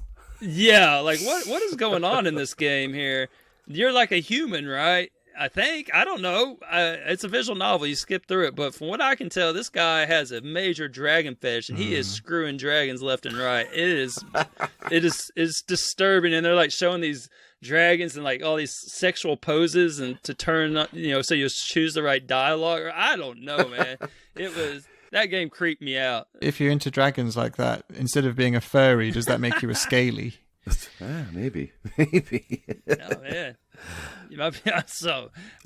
Yeah. Well, that's what they said. Angels with scaly wings, right? And that. Wait, so is that the secret ending in Aragon? Yeah.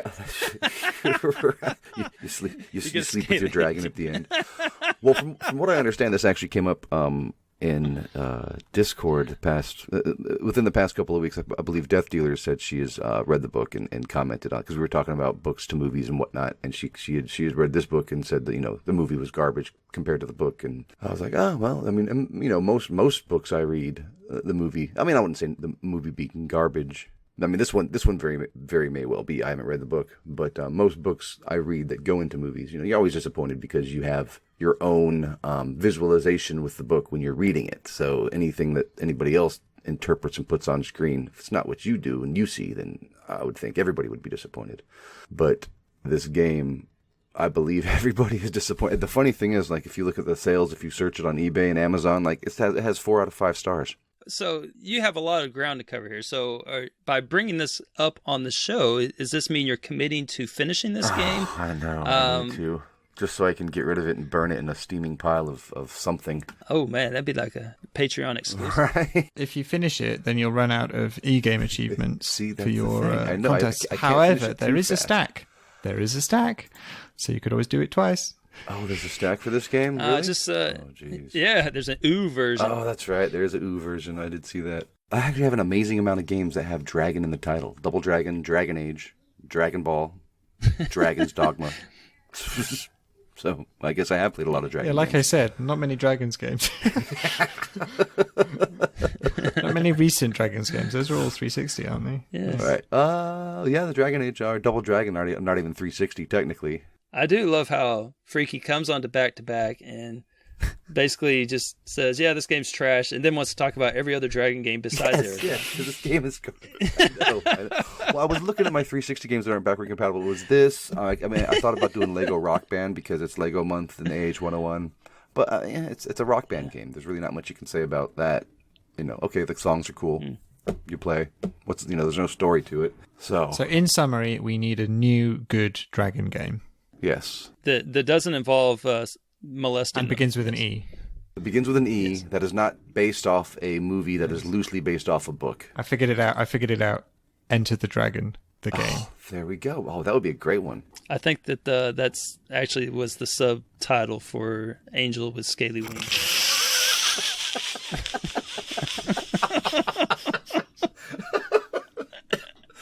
Oh my gosh. Just saying, just throwing that out We've there. got jokes. Well, I hope I was a fine substitute for. I know I'm no M, but I hope I held up my end of the bargain here. Hey, You did great, man. Oh. Well, I enjoyed that. Thanks for coming on. Yeah. Well, thanks for inviting me. I appreciate it, and hopefully, if I get invited back, I will have at least a non-backward compatible game that is higher than 1 star for my book, and one that you've played in the last 2 years too. I played it. I just haven't got an achievement. I sat down last week and I was like, I can't do this.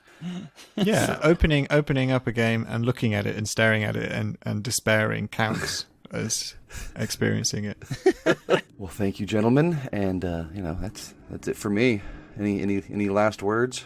If you like our selections, give us a shout out in the Discord, and I'm sure that everyone will want to talk about parrots and everything that has nothing to do with our games now. The lifespan of a parrot, stories of running over birds, and things like that. We'll have to throw this GIF up of that creature in the when this drops, so everybody knows what we're talking about for Xenoclash 2. Thanks for listening. Peace. See ya. Enter the Dragon. Oh.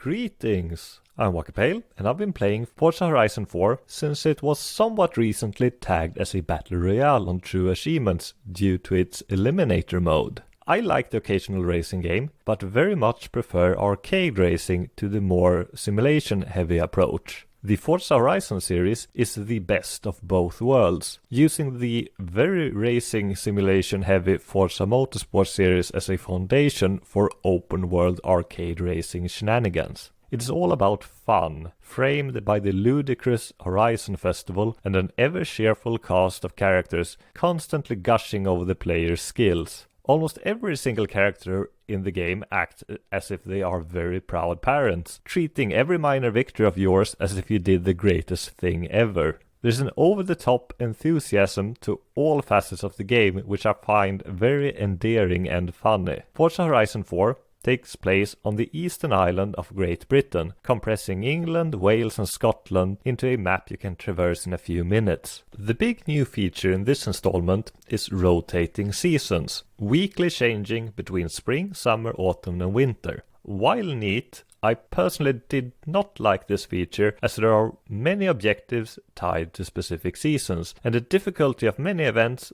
changes depending on what season it is. Ordinary races are usually not an issue, as your opponents have the same conditions as you, but things like stunt jumps, drift zones, speed traps and other objectives are vastly different between seasons. Winter in particular can make things way more difficult than other seasons, with all the snow and ice messing up your driving. Forza Horizon 4 has 178 achievements worth 3,610 gamer score and 10,700 TA, with a completion estimate of around 100 hours, including the 2 DLC packs and title updates. The majority of the list is rather easy, but there are a few achievements that will test your skill and patience. The highest ratio achievements are found in the Eliminator mode, Forza Horizon 4's excellent Battle Royale mode. While great fun, it is by far the most luck-based Battle Royale I've ever played. Instead of violently taking out your opponents, you drive around the map looking for better cars hidden around the map, or finding an opponent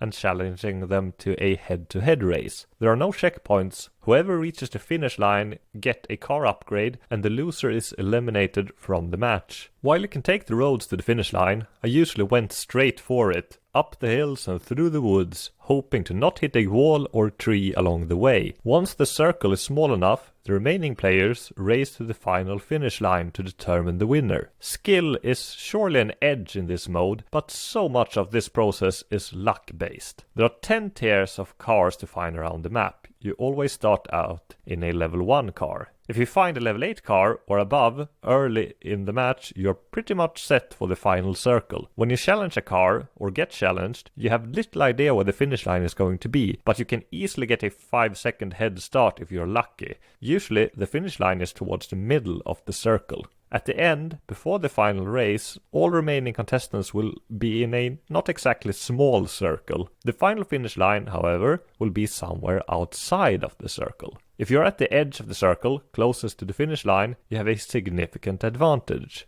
Getting the achievement for staying in a level 1 car until the final circle is mostly luck-based. Defeating a 5 level higher or lower car is mostly down to luck. Winning a game without picking up any car drops is probably 90% luck. Finding car drops is not too bad, but sometimes you can go an entire game only spotting a few, while other games you find tons in close proximity of each other. Hopefully, playing 50 games of the Eliminator will be the final Battle Royale achievement you unlock, but it very likely won't be. There are tons of people still playing the Eliminator, and I've never had any issues matchmaking, but I did get disconnected a few times of unknown causes. Either way, I highly recommend the Eliminator and everything else Forza Horizon 4 has to offer, unless you have a huge aversion to cars and fun. Have a nice day, everyone.